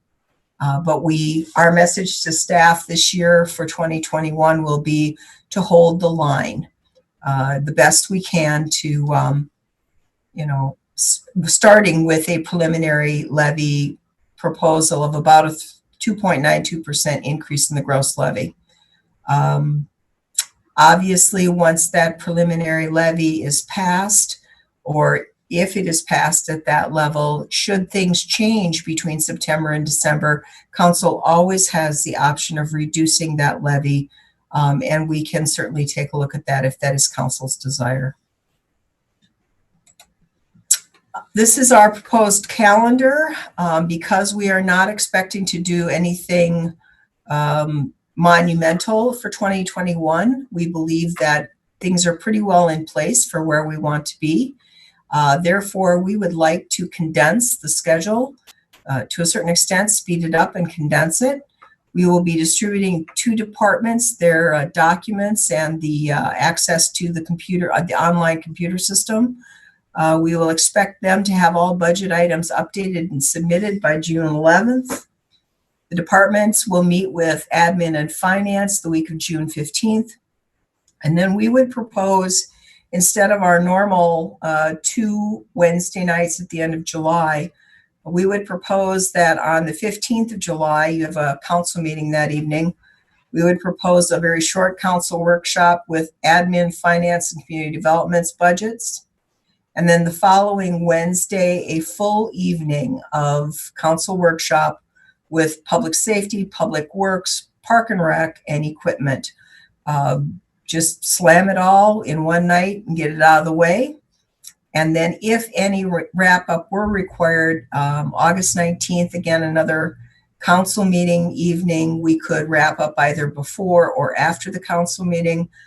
This would leave the evening of August 5th. If Mr. Burfine would like to put together a CIP document, and we would have a workshop on August 5th then to discuss our 2021 to 2025 capital improvement plan. And then obviously on September 2nd, we could have council adopt a preliminary levy and submit it to the county by the 30th of September.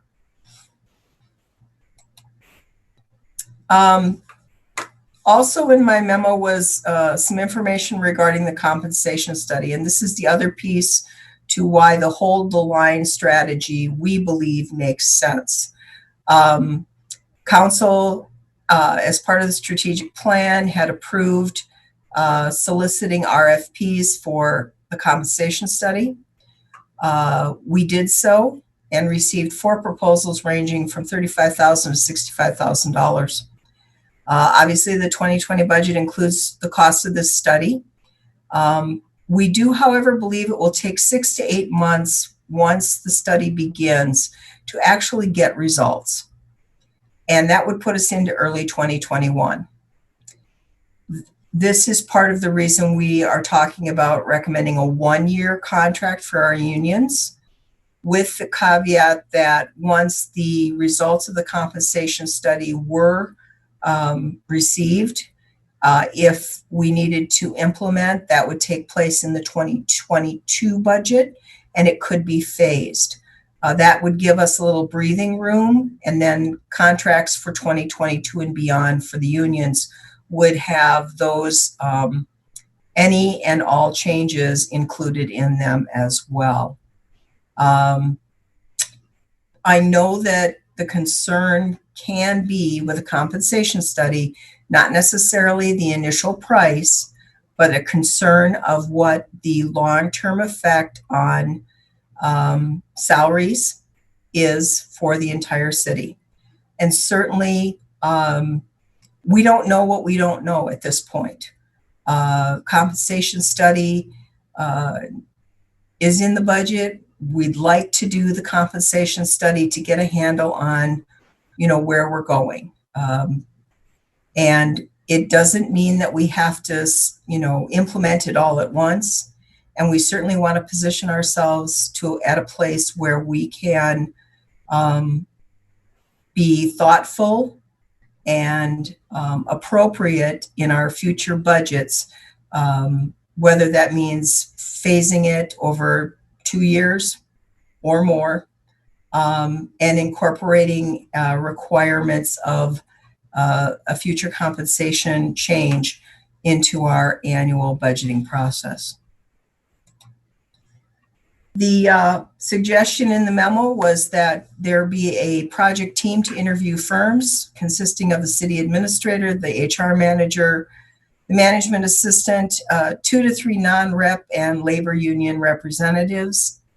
They would interview the candidates or the vendors and identify a preferred vendor to bring back with a proposal to council for the compensation study to be completed.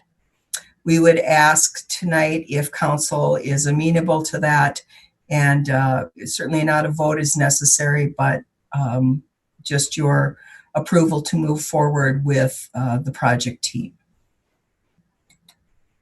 And that is all I have. I would stand for questions. All right, council, does anybody have any specific questions for Robin on the budget? I guess we'll start with that. Councilmember Olson. Thank you very much, Robin. Appreciated the memo and the explanation at the meeting here this evening. I wrote down a couple of different things in preparation for this conversation, and you actually addressed both of those, but I want to just dig a little deeper. In your memo with the compensation study, it indicates that we had suggested or asked in the RFP that we might want a benefit review to take place in addition to the compensation review. And from the verbiage in the memo, it sounds like the firms that responded did not necessarily respond with a benefit review as part of their package, simply the compensation review. Do we have any ideas why perhaps that was? And could it have been maybe the way we worded the RFP, or is it just something that these firms don't really do as part of their purview? The memo states we could potentially have one of our management associates actually execute that review, which I think is a great idea. And I believe in the past, Joe Fischbach has done similar work. But I'm just curious why none of the professional firms wanted to include that in their responses. I'm going to let either Jennifer or Joe address that, because I was kind of surprised as well. Okay, thank you. Administrator Levitt. Yes, Mayor and members of the council, I'll take a stab at it, and then I'll let Joe fill in some additional details. I think it's really complicated when you look at our entire benefits package. When you start looking at annual leave accrual and insurance and all of these things, I think are very complex and are very unique to our city and to our state. And I think some of these respondents, are outside of our state as well. And I think there's a lot of complexity there that they probably find that it's not very cost effective to perform that activity, where if you're in the state and you're in the municipality, you probably have a better handle to do that work more cost effectively. But I'll turn it over to Joe Fischbach for additional details on those proposals. All right, Joe. Yep, I guess I was a little surprised to see that not even one of them submitted a bid for that. But like was mentioned, they are highly specialized in compensation studies. So I think they just didn't want to tackle the benefits question. For one, I think it would have drove up the cost, and I think they thought maybe that it would put them out of the running for the actual compensation program that they wouldn't want. And I think the other thing is they just didn't want to. But yeah, I guess that's basically it. Okay, so on that note, is there a specialist who deals specifically with benefits that we want to look at or talk to, or are we comfortable and confident that that work can be done in-house? Basically, it's just, for the most part, data collection. So we could have a benefits specialist do it. We have a benefits broker, NFP, and they would do it, and they do it well, but it would cost us money. I'm guessing, I would say probably $10,000. And if we did it in-house, obviously there would be no extra cost to that. And I think we could just package it as good as anybody else. It would just be making Okay. sure that we compare apples to apples, and if we're not getting the data, which sometimes when we request data from other cities, they're not always responsive because they're busy or whatever else. We would just have to do a formal data request if they're non-responsive, and it would take some effort to do it, but it would take effort from us and or the consultant. Right. And so I guess what I'm really asking, and whether it's you or Jennifer or Robin, whomever wants to take this, is do we feel like if we spent, you use the example, $10,000, do we feel like that would be money well spent? Would we get better data, quicker data, better reporting if we had a subject matter expert actually execute that, and you know, handled it that way as opposed to doing it in-house? And I'm very comfortable with whatever you decide, but I just want to know if there's a value to having somebody who does this for a living every day potentially do this work for us. And I assume that you felt, at least initially, that there was some value there. Otherwise, you wouldn't have included it in the RFP. And the larger point here is when you think of compensation, you're thinking total compensation. And I can see Jennifer nodding, so we're on the same page. Total compensation is more than just what I pay you. And, you know, we've worked very hard as a council, and in our strategic planning session earlier this year, we talked at great length about being an employer of choice. And so, at least from where I sit, if staff was to say to council that we needed to spend an additional $10,000 to have an expert look at our benefits, and we felt as though that would provide us with better information and guidance relative to the next year's benefit program, I would be on board with that. But I'll completely leave it up to you. So Jennifer, do you have anything to add there?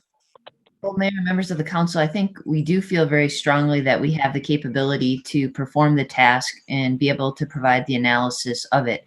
I think the other thing too is, as you know, we move forward, it's really going to be about the team that's created around this to review both the study of the results of the compensation study and the total package. So if we start using our in-house team experts in each of our departments and bargaining units to really collaborate on this, I think that's where we're going to find success more than ensuring we get the correct data, because I think we can get the correct data from our sources and for the different elements of it. But I think it's going to be the team collaboration of what we do with those results that's going to yield the best package.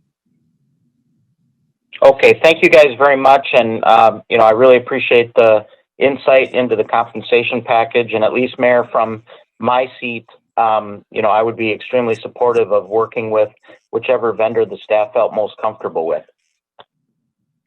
Okay. Any other council comments on either the budget or the compensation package, or at least moving forward with the compensation package? I see Councilmember Dennis, and then I believe Councilmember Thiede. Councilmember Dennis? Thank you, Mayor. Regarding the budget, I keep hearing the statement, hold the line.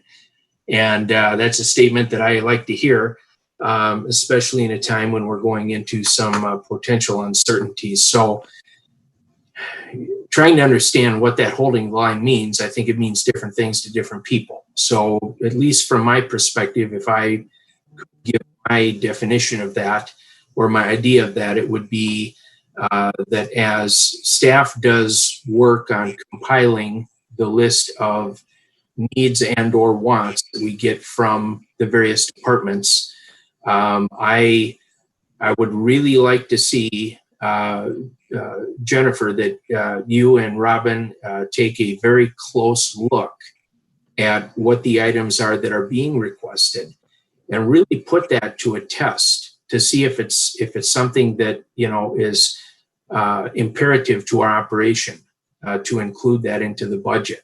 Since we're probably not going to be meeting as a group and doing this remote thing, sometimes, you know, my thought is that, you know, from losing that contact and being in the room and feeling the energy that goes around there, that we might be at a little bit of a disadvantage for our council in terms of really being able to lock in on some of these key points. So we're going to have to really trust you guys to to look at this and weigh things out and do it in a way that, you know, I would say to you, if you were the owner of the mythical business, right, would you make that decision?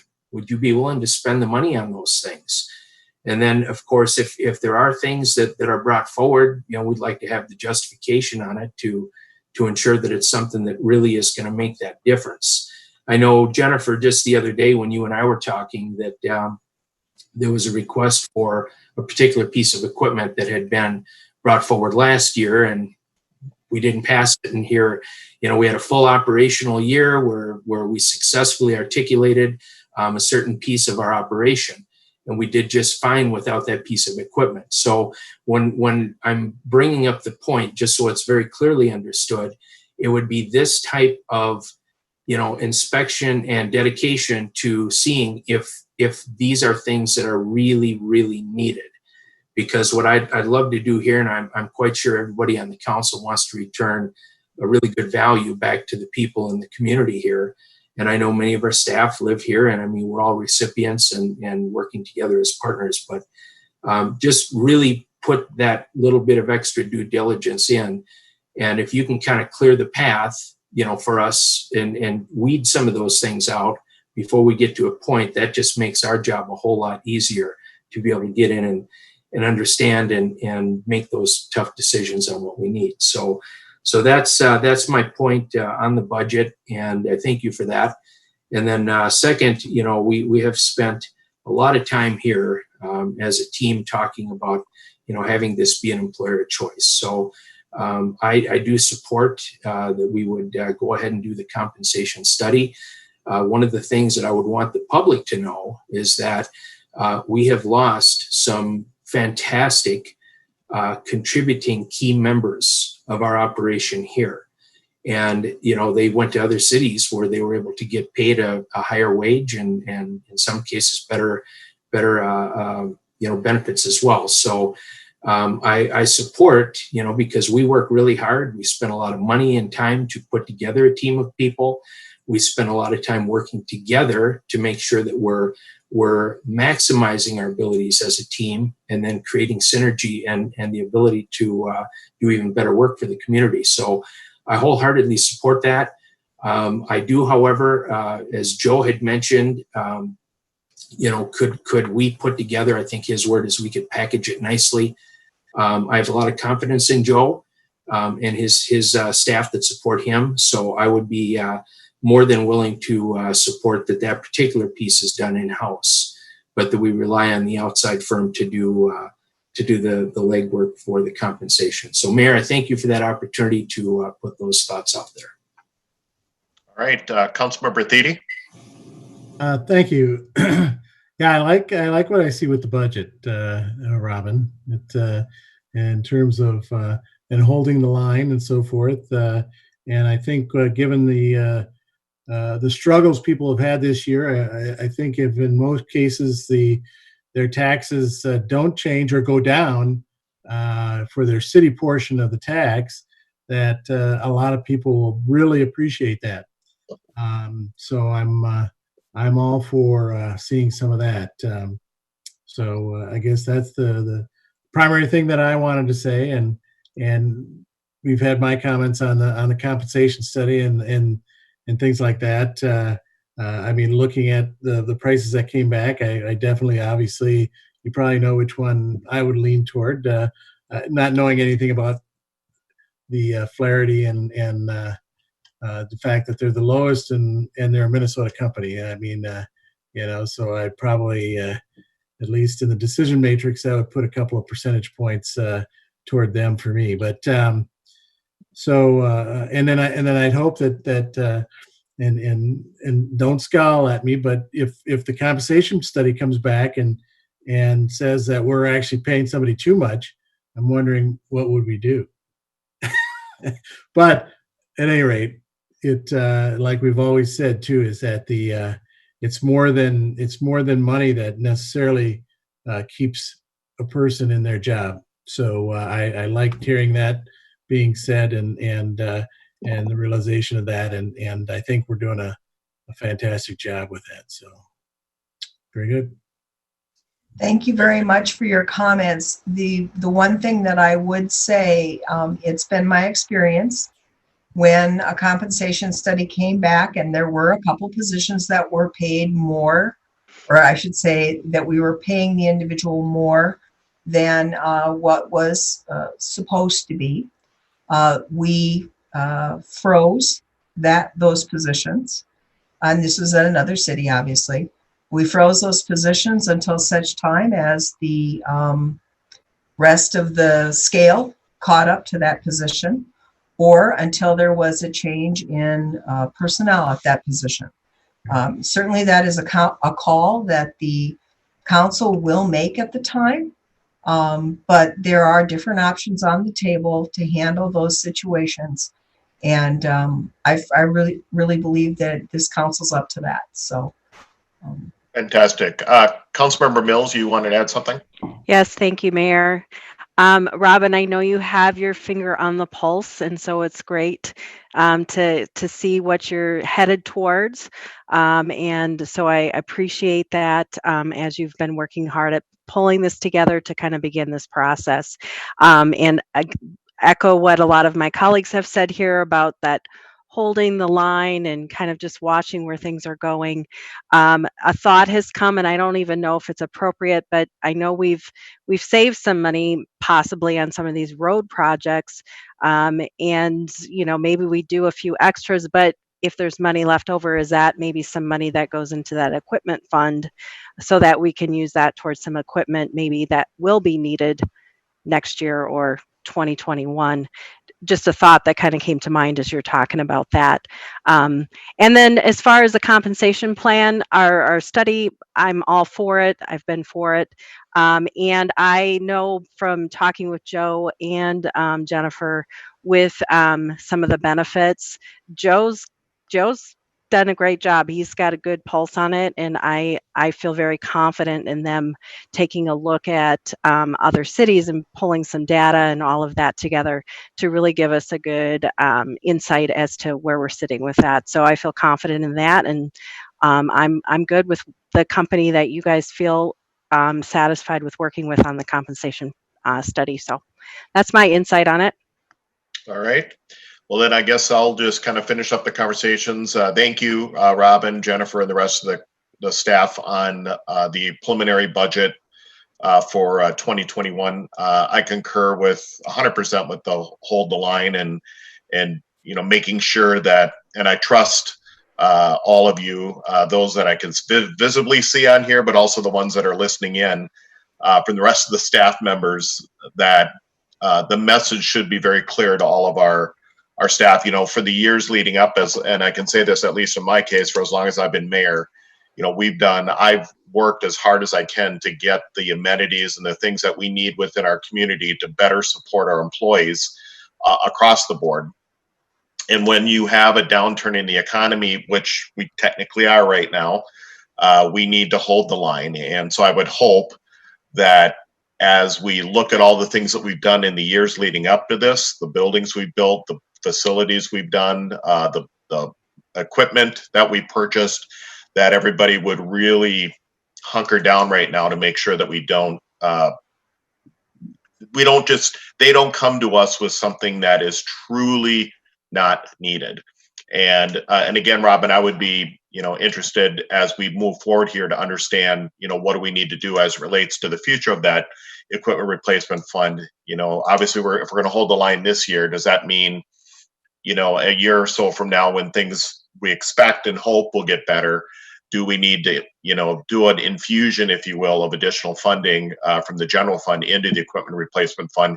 Because the other thing I don't want to have happen is somewhere down the road, another council and mayor ends up getting stuck with something because we decided pull completely back when there's things that we know we're going to have to purchase, the normal wear and tear kind of stuff. And I just wanted to mention that.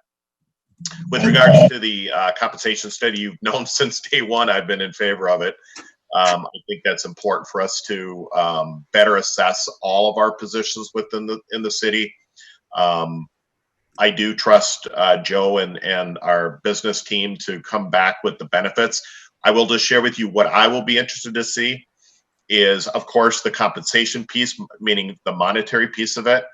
But when you couple that with what we're doing on our actual benefits, are we better than others? Are we equal to others? Are we worse than others? And when I'm talking about, because I guess if there's anything I ever hear about from any of our staff members, and literally I'm not mentioning names or anything specific, but there's always tends to be a concern around the type of medical coverage we do, whether it's the deductibles or things like that.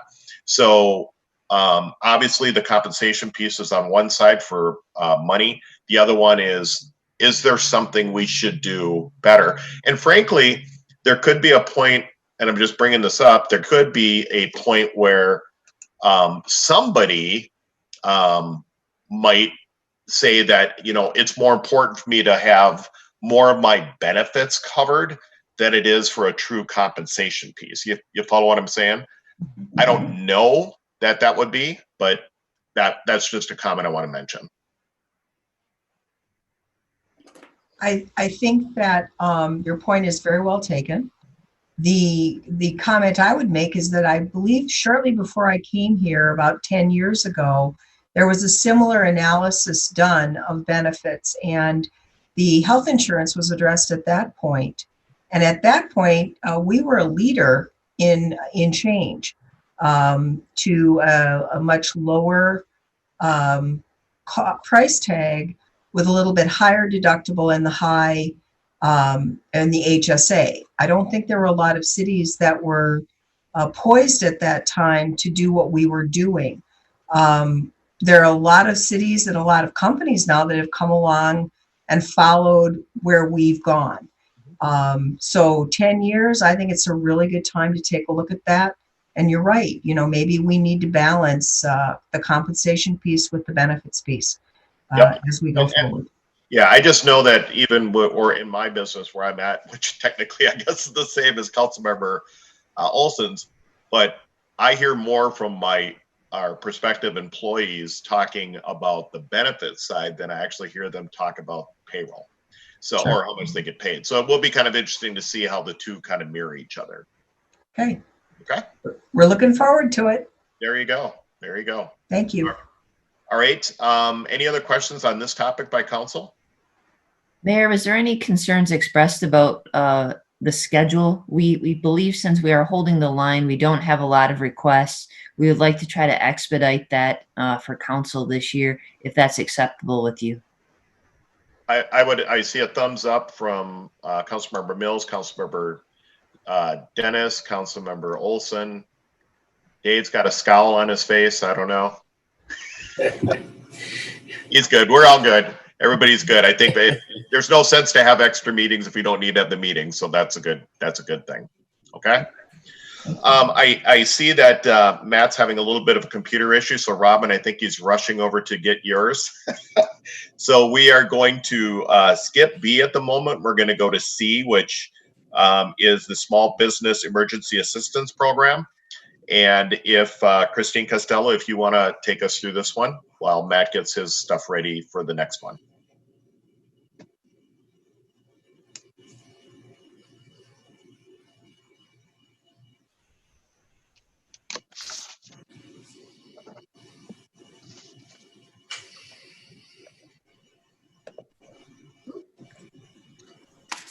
Good evening, Mayor and council members. Thank you for switching up with us. And I think my computer issues from last time are fixed. So please let me know if you can't hear me for some reason.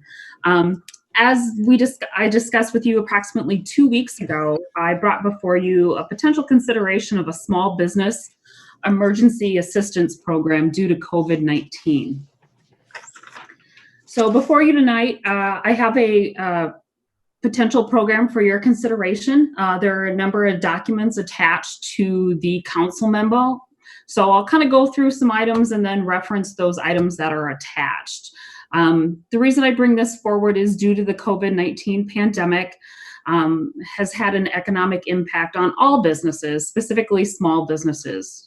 Now, there are federal and state programs that have provided loan and grant programs to assist. For example, federally, there's the PPP, the Paycheck Protection Program. That's on its second round of funding. It is expected that those funds will run out, as well as the EIDL, the Economic Injury Disaster Loan. That program is actually closed. They just recently reopened it, but they're only accepting agriculturally related businesses. There's a potential for a second round, but that has not been approved by the federal government.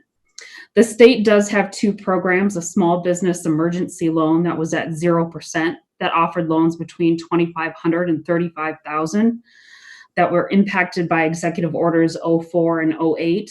The state had allocated $30 million, but those funds have been exhausted. There is the small business loan guarantee. It provides 80% guarantee up to a maximum of $200,000, but there's a 0.25% on that guarantee loan principal that's charged to those businesses. So there's still funds, but that's more debt for a business. So the idea is we want to encourage businesses to still apply for state and federal, since they do have larger pots of funding. But it's important that small businesses, they have smaller cash reserves. And if they don't have an existing SBA lender, it slows down the process even more. Smaller businesses are potentially higher risk of failure. So with that, tonight I propose to you a small business emergency assistance program to ensure the preservation of employment opportunities through the prevention of business closure. We also want to promote long-term economic vitality in the community. Small businesses regularly employ residents of the community, and helping a business can ensure that an employee is paid wages. And this process is kind of circular in that we're helping a business survive, and then we're preventing a potential employee who is also a resident, that potential foreclosure. So it comes full circle. Part of the proposed program requires that a business be profitable before the pandemic. Those are the businesses that we're looking to support. The program also has many different variety of guidelines, as being locally owned and operated, employee limits, limit on gross annual revenue, and I'll get into the details of the program in a minute. But what looking for your consideration is a one-time only grant. Consider allocating between $200,000 and $300,000 from the EDA trust. The grants would be up to $10,000, and this could assist 20 to 30 businesses. In doing some research, looked at what some other communities in the metro area are doing, and you can see before you here are 4 cities that have programs. Edina budgeted $100,000, St. Louis Park $200,000, all the way up to Maple Grove that budgeted $250,000, with grants up to different amounts from $5,000 up to the $10,000. At this time, there are no other communities in Washington County or the county itself that are considering programs, but I will note 2 other counties in the metro area are providing programs. I want to direct you to your packet. There is some program guidelines that should be right after the memo to go through some of the eligibility requirements. We're looking for those businesses to demonstrate that they've been impacted by COVID-19 and listed as non-essential in executive orders 04 and 08. But it's also important to consider other non-essential businesses to be considered as well. They have equally faced financial hardship. Those businesses would also need to show and demonstrate that they've applied for federal and state programs, just to make sure they've exhausted all resources that are available to them. We also want to encourage working with their landlord or a loan holder to defer that rent or loan payments. And the applicant would enter into a grant agreement that would be outlined the rules of the program that they would need to abide by. So for the program, we're looking for a third-party organizer or administrator of the program. This is to prevent bias, any kind of handpicking or against certain businesses. Perception is everything. So this would allow us to be unbiased. All businesses would be open in terms of being able to apply. We're also looking for it to be based on a lottery system instead of first come, first serve. If it's a lottery system, everybody's in the pot together. And they all have equal opportunity to be picked in terms of getting that grant, instead of I got my application in first, I'm guaranteed a loan or a grant agreement. We would keep the application period open for 1 week, and then we could distribute funds within 1 to 2 weeks after the EDA and council would approve the agreements. The recipients would also have to report to the EDA within 2 months of how they utilize those funds if they received a grant. Eligibility, we want to see locally owned and operated, as referenced before, that are deemed non-essential per Executive Orders 04 and 08, as well as any other businesses approved by the EDA. The business should also have a physical address, meaning brick and mortar, that it's not a residential neighborhood or a residential address. We want to consider businesses that have also been in operation for either 1 or 2 years prior to March 1st. This would demonstrate that previous profitability prior to COVID and the assistance to an established business in the community. We'd also look for that a business serves the general public and conforms to all city codes, including zoning, and not in violation of any city codes. To continue some of the eligibility requirements, it's important to note that the SBA considers a small business 250 employees or less. So I would look that this program would target those micro. So that's 3 to 25 full-time employees, because those are more likely facing financial hardship. Those with 3 or less employees are typically self-employed, 1099 contract employees that work from home. Self-employed and the 1099 contract employees are eligible for unemployment through the CARES Act. So not only getting UI from the state, but also getting the additional $600 per week per the CARES Act.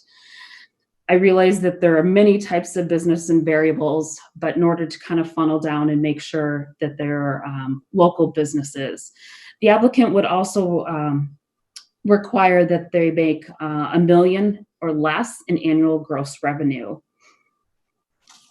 And then in the guidelines, number 7 of the guideline agreement, there are a list of businesses that would be considered ineligible. For example, if they don't have a physical address in Cottage Grove, anything agriculture related, land acquisition for speculation, nonprofits, corporate chains, multi-state chains, businesses in default, income generated from gambling, adult-oriented or tobacco vaping related activities, or previously received any kind of funding from the city.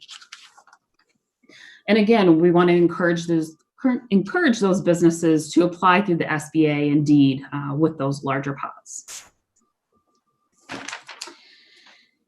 So before you is a aggressive timeline, but this would move quickly and could get funds out to those businesses. We would look to have that third party. The third party groups that we're looking at is MCCD. They administer the Open to Business program. Ellers and Associates, who's our financial consultants, or a community reinvestment fund. And one of those 3 organizations are used to running various types of programs and looking at financials. So they would review the application. As part of the program guidelines, on the back page is a listing of the type of documents that would be required that a business would have to submit along with their grant application to prove evidence that they were profitable beforehand.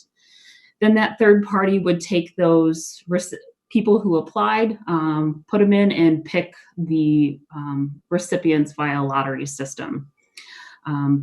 Doing it all online makes it quick and moves quickly through the process.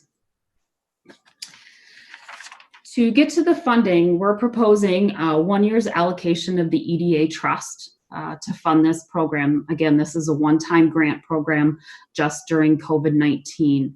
And then we're proposing a maximum amount of up to $10,000. This could serve 20 to 30 small businesses in the community. The EDA trust as of April 30th is roughly $3.5 million. The third party would implement this. There's a service to do that. That's roughly between $20,000 to $40,000 to do that, as well as additional legal services at approximately $8,000. It's important to note that we could consider this as a forgivable loan, but it's very difficult, almost impossible, that if you give a business this grant/loan away, if they did close, to get paid back. So it is a gesture of this time and what businesses are going through. One of the reasons we're looking at businesses that were previously profitable before COVID-19 was to ensure their continued success. So in the packet, there are two business listings. One I broke down based on Executive Orders 04 and 08. And that lists potentially 95 businesses that could apply based on those executive orders. And the second list is brick and mortar versus home-based. So it's important to note that the city doesn't license or permit home-based businesses. So I can't guarantee that that's all of them. There could be more, but it gives you an idea of how many there are. There are about 369, I believe. And when I went through the list and pulled out then what are all brick and mortar, it lists around 245. Again, it's important to consider the pros and cons, and I'll bring that up on the next screen. In terms of marketing the program, because of the progressive timeline, we would put this on our social media platforms, website, we'd reach out through the chamber, open to business, and then we would look to the EDA and city council members with contacts in the community to share this program. So before you are kind of multiple considerations in terms of if we consider a program, if we wait, do not implement something, or consider when the stay-at-home order is lifted and using the funds as a way to reset the economy. So in your staff report was a list of pros and cons. Tried to look at both sides of the card equally. So I won't read those off. I guess from there we'll move to discussion if that works. And I'll stop sharing my screen, Mayor, so you can see who has questions. No, well, and I can see to the side, so, on mine at least. Okay. So first of all, I'll ask council. Well, yeah, can I ask council if they have any questions? I do. All right, council member. Mayor, I do as well. All right, we'll start with council member Thiede. Yeah, Christine, so you say there's probably only like 95 of those companies, that first 95 that you see as potentially qualifying for this program? Correct. Based on Executive Orders 05 and 08 that were listed as non-essential, that total listing is 95. And how many of those do you think would actually apply? Just gut feeling. Maybe 40. Okay. All right. Okay, Councilmember Olson. Thank you. First of all, Christine, I want to thank you for all the work that you've put into this. The information you presented in the packet and on your screen this evening is very detailed and well thought out. It feels like you really got a good handle on what the council was talking about when we discussed this initially, and you worked very quickly to put this together. Thank you for that. I also wanted to just reiterate that in the conversation we had previously about this, I gave the feedback that, first of all, we had to establish that this was going to be a gift. I think that was the word that I used, because as you stated in your presentation, trying to recapture a loan in this environment is going to be doggone near impossible. So thank you for putting that into place. And then I also established in that conversation that I was very comfortable with this program, provided the attorney had time to do her due diligence and make sure that, there was nothing involved with this that might, violate any sort of statutory restriction or get us into trouble, so to speak.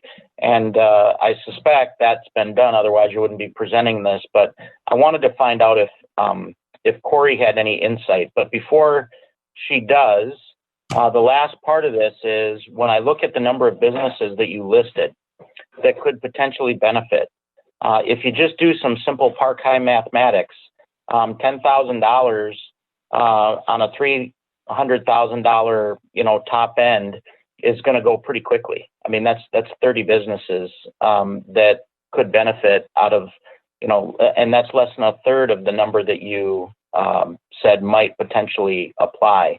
So I'm just curious, after Corey kind of speaks about, her insight into this program and the fact that, she's gone through it and made sure that we're all clear legally. Is there an opportunity potentially to take a second look and say, okay, we've had 50 applicants or 60 applicants. We're talking about, grants up to $10,000. We might need to lift the cap from 300,000 to say 500,000 if we get an overwhelming response. So, that's kind of where I sit with it. I'm very supportive of this. I want it to happen now, and I appreciate the way that it was articulated and mapped out. So Corey, if you have any further insight, I would love to hear from you. If you just say okay, that's fine too. And then Christine, do we have the opportunity to take a second look later on, depending on the sort of response we get? Your Honor, members of the council, there is in your packet, and it's sort of way at the end, so I'm not surprised if you didn't find it, but there is a memo from me. It's very short because when you try to cobble together the statutes that provide for economic development, there's actually only 2 sections of all of those statutes that apply. And you have to piecemeal it together to get there, which is why I was having trouble figuring out the puzzle. But I think we finally put it together, and that is this. You are an EDA with HRA powers. So typically you use the tools from the EDA statute and the HRA statute for economic development, for redevelopment, for housing and rehabilitation programs. That's kind of your general purpose and your focus, and the tools in those toolboxes are what you can use. But then there's this fun little provision that says an EDA can also do an economic development loan for purposes in a whole bunch of other different statutes, like the Port Authority statute and an EDA City Development District statute and an Industrial Development statute, which of course I had never looked at before because we're not any of those things. But when you find out that you can use economic development loans for the purposes of those other statutes, and then dive into those other statutes, sure enough, in the industrial development statute, there's a purpose that says that you can help prevent blight. And so that's how these other cities have decided this works. That's what we're doing, is we're trying to prevent the door closing situation and preventing blight. So those are the 2 statutes that we were able to piece together and get there for your authority to give you the A-OK. All right. Mayor and council member Olson and fellow council members, in terms of, you mentioned taking a look at opportunity if we can't fund the, say, 40 apply and we only can provide funds for 20 initially. It's possible, based on EDA and city council approval, we could come back to you and say, we have X number of applicants. Are you interested in increasing that funding pool? Again, that will come out of the EDA trust, so you're aware of that. But that's an opportunity we could come back again if the applicant pool was larger. Perfect, thank you. Because it seems like you'll already have the framework and structure in place. It would just take an action to approve that. But I just wanted to validate that. So thank you very much. You're welcome. Christine, I don't know if this is going to be for you, Jennifer, or I don't know if Robin's still out there. One question is, have we received our quote unquote allotment that we typically get that funds the EDA trust fund this year yet, or no? It's to my understanding from Finance Director Rowland that we have not received this year's yet. Okay, sounds good. Secondly is, in this process, I know we're saying X amount of loans up to $10,000.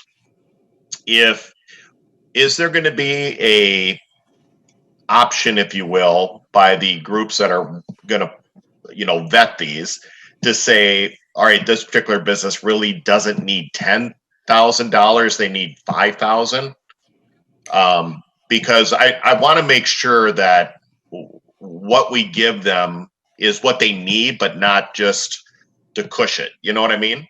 Yes. I'm totally in favor of the program and want to, support our local businesses, but I also don't want to take money away from one person because somebody else is getting. And the only reason I say that is because we just had that happen, as we all know, through the Paycheck Protection Program, where a lot of these larger businesses came in. And I know that won't happen in our case because of how we're setting this up, but I also don't want people just to get 10,000 because they can.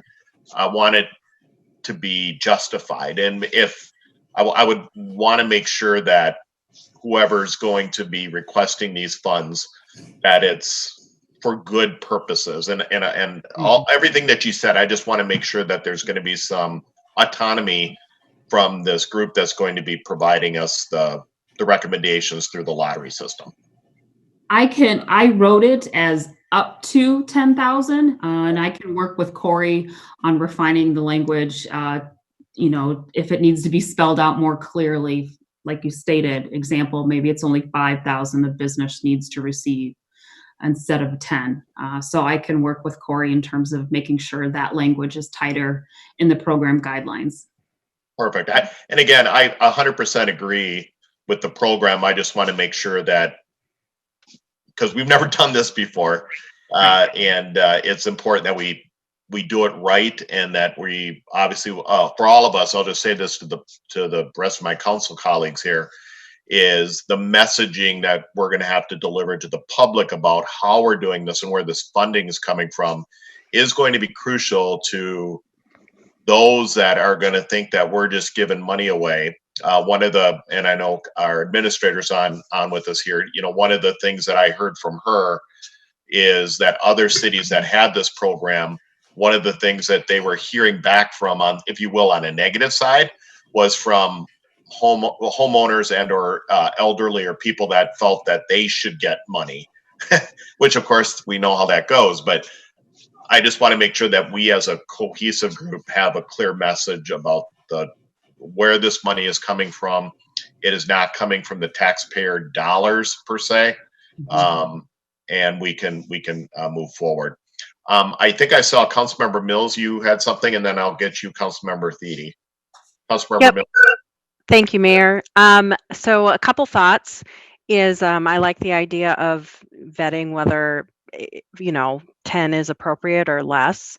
I would also be very much in favor of having more if it seems that it's very appropriate, and increasing that amount, and whether we do it now or we come back with it. And I think the messaging too of making clear like why this money is going out, that it's for boosting the economy and helping those small businesses to keep them here and keep them going, I think will be helpful too. So thank you very much on putting that together. Lots of details in it. I think it looks fantastic, and very supportive of it. Thank you. Perfect. Councilmember Thiede? Yeah, I guess I'm just saying that I support the flexibility and the amount of money also, and to a large extent, if there's only 40 that participate, then that averages out to about 7,500 if we're looking at the 300,000 or something like that. But I also think with the information that we're getting and being able to look at some of their, in a sense, cash flow and profit and loss a little bit, and have a little bit of an idea of that, to actually classify it as, some that have a greater need and some that may not have as great a need. And but having a way to measure it so that we don't have anybody say that you're being subjective or favoritism or anything like that. But so, And I got to be honest, when I first looked at this, the first thing I thought is, wow, this is going to be a hornet's nest to administer. But then that's when I was thinking of 369 businesses, that, you know, that there would be a lot of people that were going to be, companies going to be disappointed and so forth. So I feel kind of better that it's, you know, the potential is 95 and the gut feeling is around 40, that we might be able to pull this off and have it actually be a beneficial thing for our community and the businesses in our community. So. Councilmember Thiede, I'll just note that when I reached out to St. Louis Park and talked to their community development director, she stated they had roughly, let's say, like 50 apply and they had money for 40. So they went back to their EDA and city council and asked to fulfill those additional 10.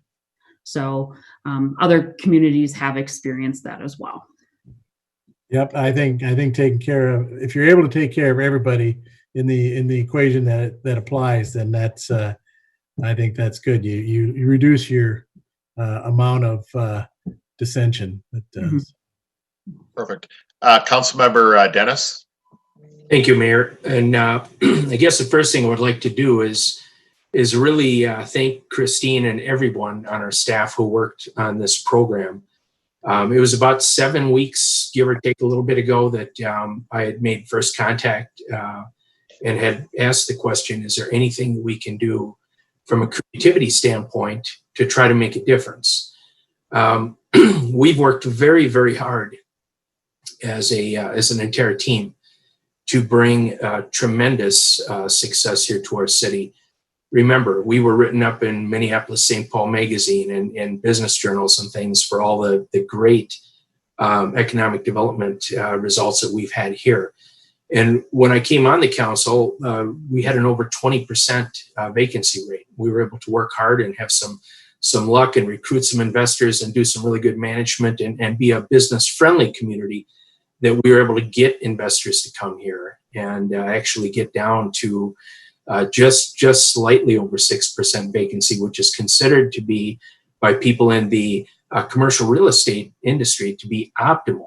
And so you've got a little bit of flexibility for someone to move in, to move to a larger or smaller space. Because remember, it's not just about bringing new, but it's about keeping the businesses that we have here as well. And so to me, this was a very logical thing that we could do, especially in light of the business retention and expansion program that we had. Keyword being retention.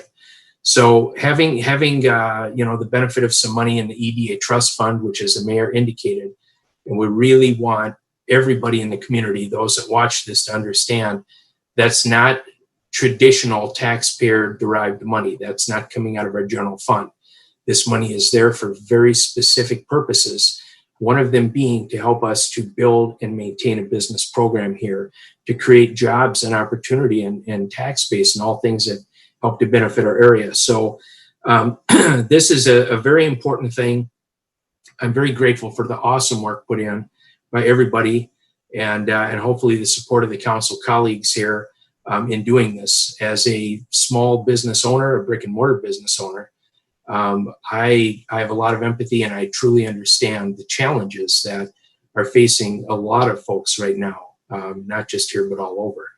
And so to show the leadership and the initiative, you know, Washington County's not doing anything like this. We're the only city in the county that would. Again, you see over and over again, the Cottage Grove is a leader because we look forward. We have a big vision, and we try to do things here to create success. So this to me fits right in with everything else that we do. And I fully support this. And I know that the members of our business community, we'll get some push from the Chamber of Commerce. There's going to be a lot of folks that are going to be very grateful and appreciative of what we're doing here to make a difference. So one tiny little piece that I do want to put on here just to make sure we're structured properly with it. I did notice that my business name is on that list. I need to come off of that list, and anybody else that we may have on there who would be tied into the program of helping to determine, you know, the approval of this process. And that might be some folks on the EDA. You guys will have to take a look. But just to make sure that from a transparency perspective, that we're making sure that those of us that make decisions would not be self-benefiting off of that. So that's an important point. But otherwise, I thank everyone again, and I look forward to seeing that we can get some support here tonight and get this done. All right. Administrator Levitt, did you have something you want to add? Well, Mayor, members of the council, thank you so much for your kind words to really show Christine Costello's work in this. As you recognize, it was a very fast turnaround to produce such a thorough document. Just for clarification, I believe what I hear the council saying is that we would start with 300,000. We did provide a range, so I just want to confirm that 300,000 is the value you'd like us to begin with. Yeah, I think I gathered from just the conversations and a couple thumbs just a moment ago that 300,000 is the number, and depending on how the program rolls out, and if funds are depleted and we have some possibility for additional funds that may need to be put into play, that the council, I believe, if I'm seeing right, the council would be okay with having you come back and reviewing that once again with us. Yep. I love it how we all do thumbs now. And not on the bottom screen. I'm talking about on the main screen. All right. So do you need an actual vote on this, Jennifer, or do you just, because I know you're going to bring it back to us, but do you need anything specific on this? Well, Mayor, members of the council, you did provide us the direction we need. At this point, we'll go to the EDA with the items that you've outlined in the small revisions. And we will bring back to you a formal resolution at the next council meeting to adopt the formal program. And then at your June 3rd meeting, we would bring essentially 30 contracts roughly to you to approve. And then those funds would be distributed hopefully by June 11th if all the applicants' paperwork is complete. Fantastic. All right. Good job, everybody, on this project. All right, we'll go back then to our final item on our workshop this evening, which is B, which is the Cottage Grove Convention and Visitors Bureau. So, Matt, the gremlins got your computer. Are you on Robbins now? I am. I'm all set and ready to go, Mayor. Thank you very much. All right. You can kick it off then. All right, I'm just going to pull up my screen here.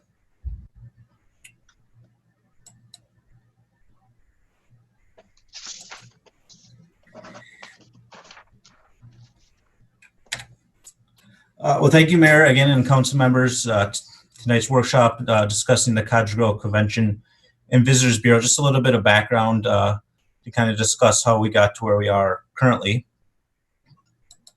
On December 4th, 2019, a local lodging tax ordinance was passed imposing the 3% local tax on lodging facilities. At that same meeting, Resolution 2019-134 was passed, establishing the City of Cottage Grove Convention and Visitors Bureau, which is to be funded by the local lodging tax revenue. The purpose of the CGCV is for the exclusive benefit of Cottage Grove to promote and market the city as a tourist and convention center. In terms of its how it was set up, the CGCVB shall be considered a commission of the City of Cottage Grove with the delegated and independent authority to contract on behalf of the city for marketing and promotional services. The CGCVB will be run by a board of directors. They will serve 3-year terms. However, the initial board must be staggered per the resolution. And additionally, per the resolution, it does establish that the board must come from the following positions within the city. First, 1 person from major hotels within the city, 3 from the City of Cottage Grove as representatives, 1 from City Council, 1 from the EDA, and then a city staff or other person as determined by City Council. Then 1 person nominated by the Chamber of Commerce, and then 2 persons from the business community within the City of Cottage Grove.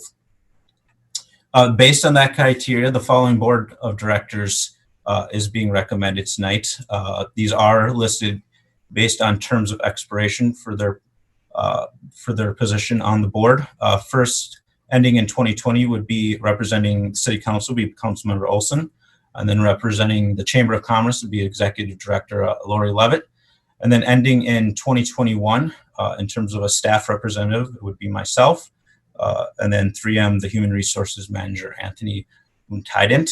And then ending in 2022 would be Cottage Grove Economic Development Authority Vice President, Councilmember Dennis. Junction 70 Grill General Manager Jason Flagg, and then General Manager of Country Inn and Suites, Renee Bate. In terms of the meeting and its overall authority, the CGCVB will meet monthly at Cottage Grove City Hall. Currently, meetings are to occur in the mornings between 7:30 and 9 a.m. with the exact times to be established once the confirmation of the board is complete. 4 members must be present for a quorum. Overall, the duties of the CGCVB are mainly that top part, to establish and market and promote the city for a convention and tourism bureau. As part of that would be to establish an annual budget, prepare advertising information, interface with the state of Minnesota as well as tourism organizations, ensure the promotional information is properly disseminated to conventions, visitor centers, and promotional venues, then oversee that budget for CGCVB activities. And finally, there is the opportunity as well to contract for support services, which are subject to limitations set forth by the resolution. To carry out the work and objectives set by the CGCVB, subcommittees of staff liaisons will be established.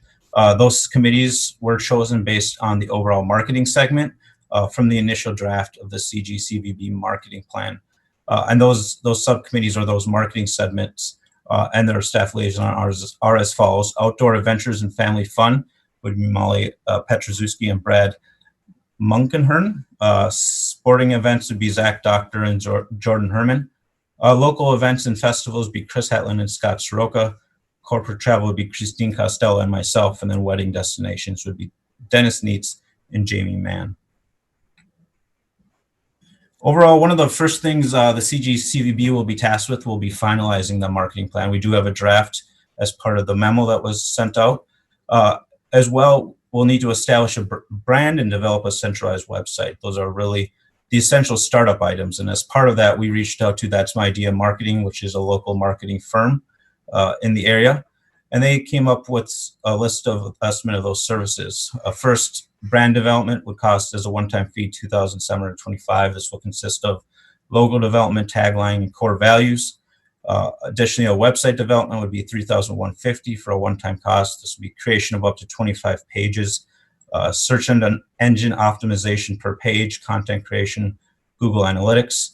And then for the hosting for 12 months would be $1,250. We're estimating for 2020 about 6 months, so that'd be at $625. And then finally, a creation of a visitor's guide for $1,675. This would be both print and line, and this would be something that we could hand out to or send to potential visitors and also hand out or place in hotels to visitors that come to Cottage Grove. That total then for all those would be $8,175. And just giving some examples when we're talking about brand development of some of the area visitors bureaus and what they look like. Overall, there's usually a tagline associated with the city, such as the one Experience Burnsville or Visit IGH for Andrew Grove Heights. So this is something when we talk about building a brand, what we'll have to do, and then developing a website alongside of it. Revenue estimates. Cottage Grove will begin collecting local lodging tax in May, or has began in terms of May of 2020, and they'll receive their first payment in July. Payments will be made quarterly to the city of Cottage Grove in April, July, October, and January.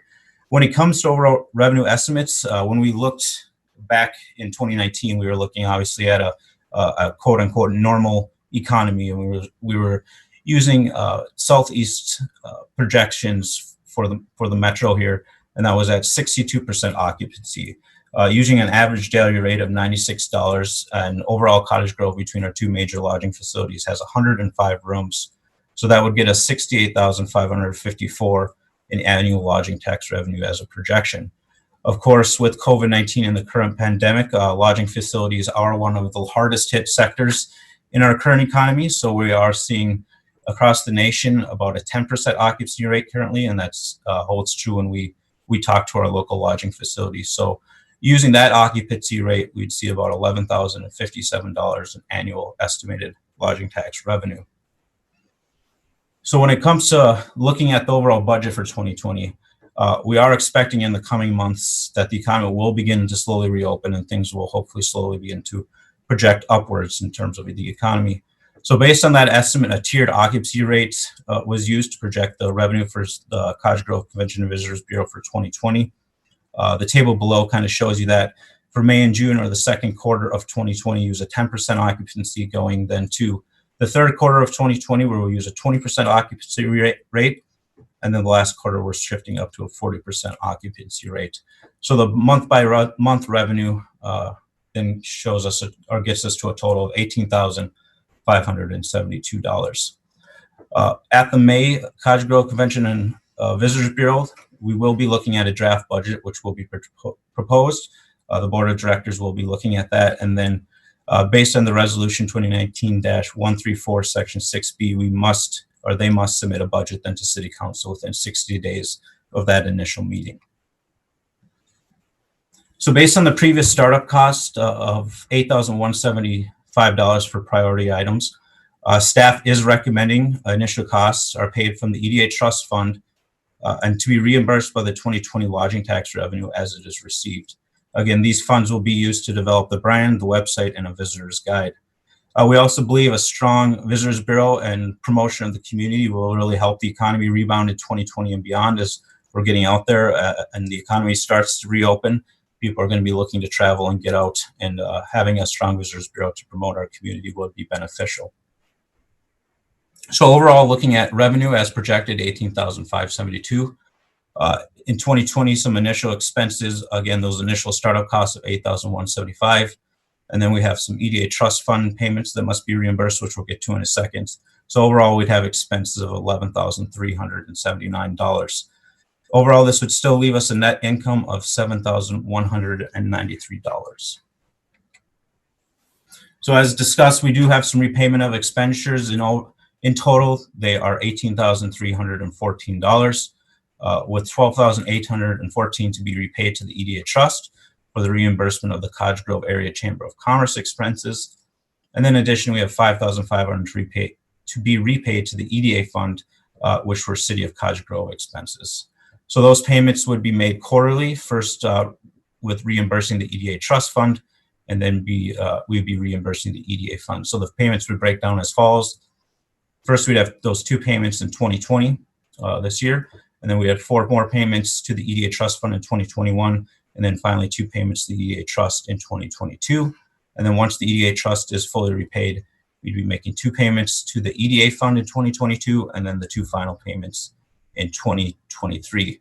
And that would bring us to our total of $18,314, making us whole again in all of our funds.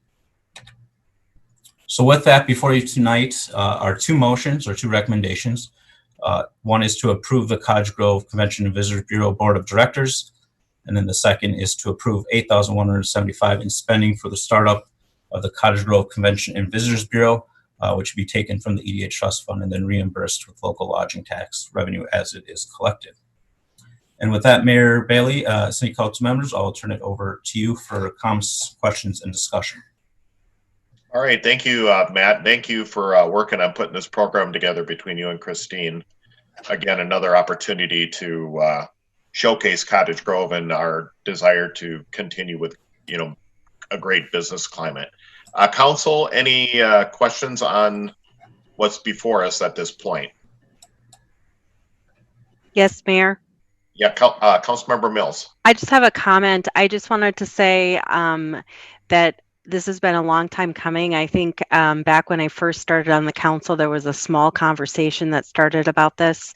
I'm excited to see it come together and to see it moving forward. I know there's been a lot of bumps along the way, but I'm glad to see where we're going with it.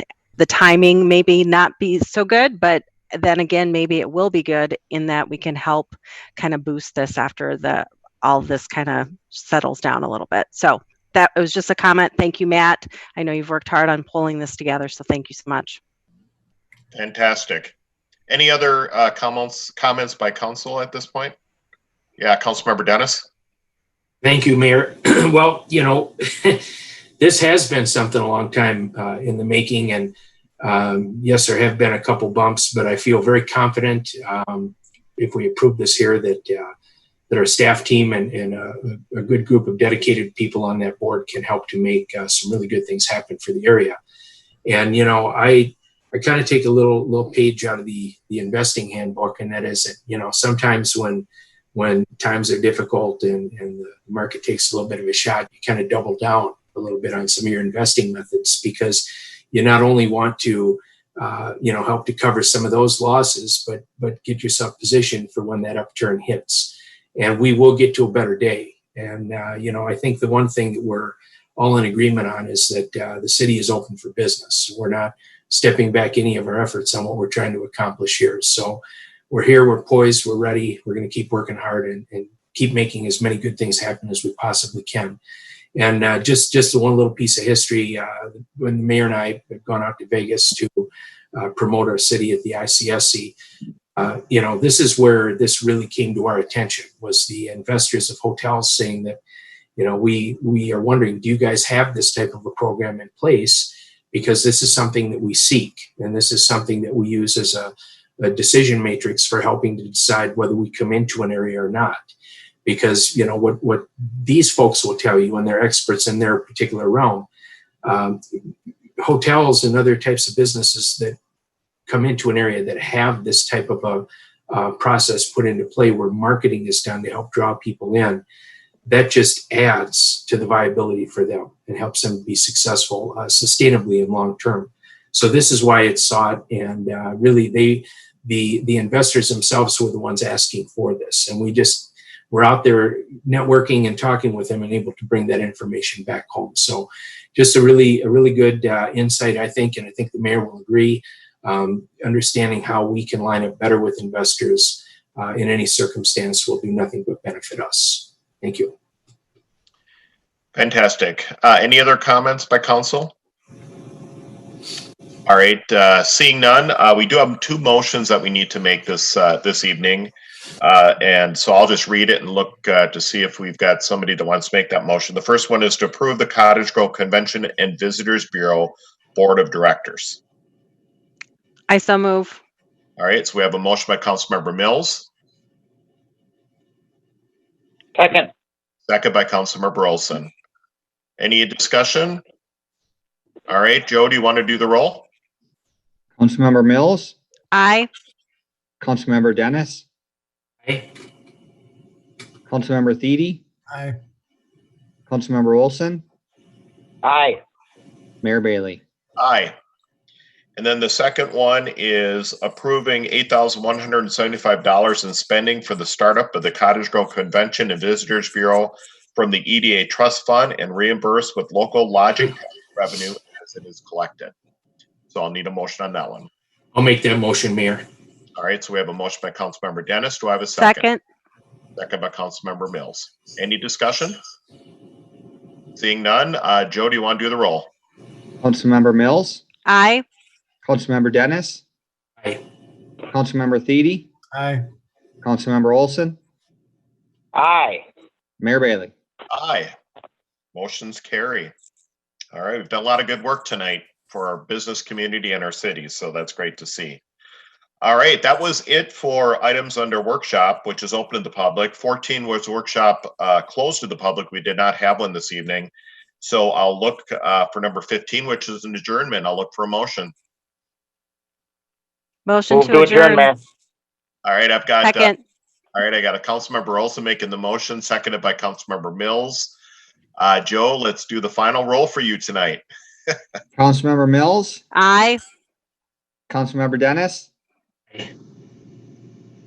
Councilmember Thiede, Aye.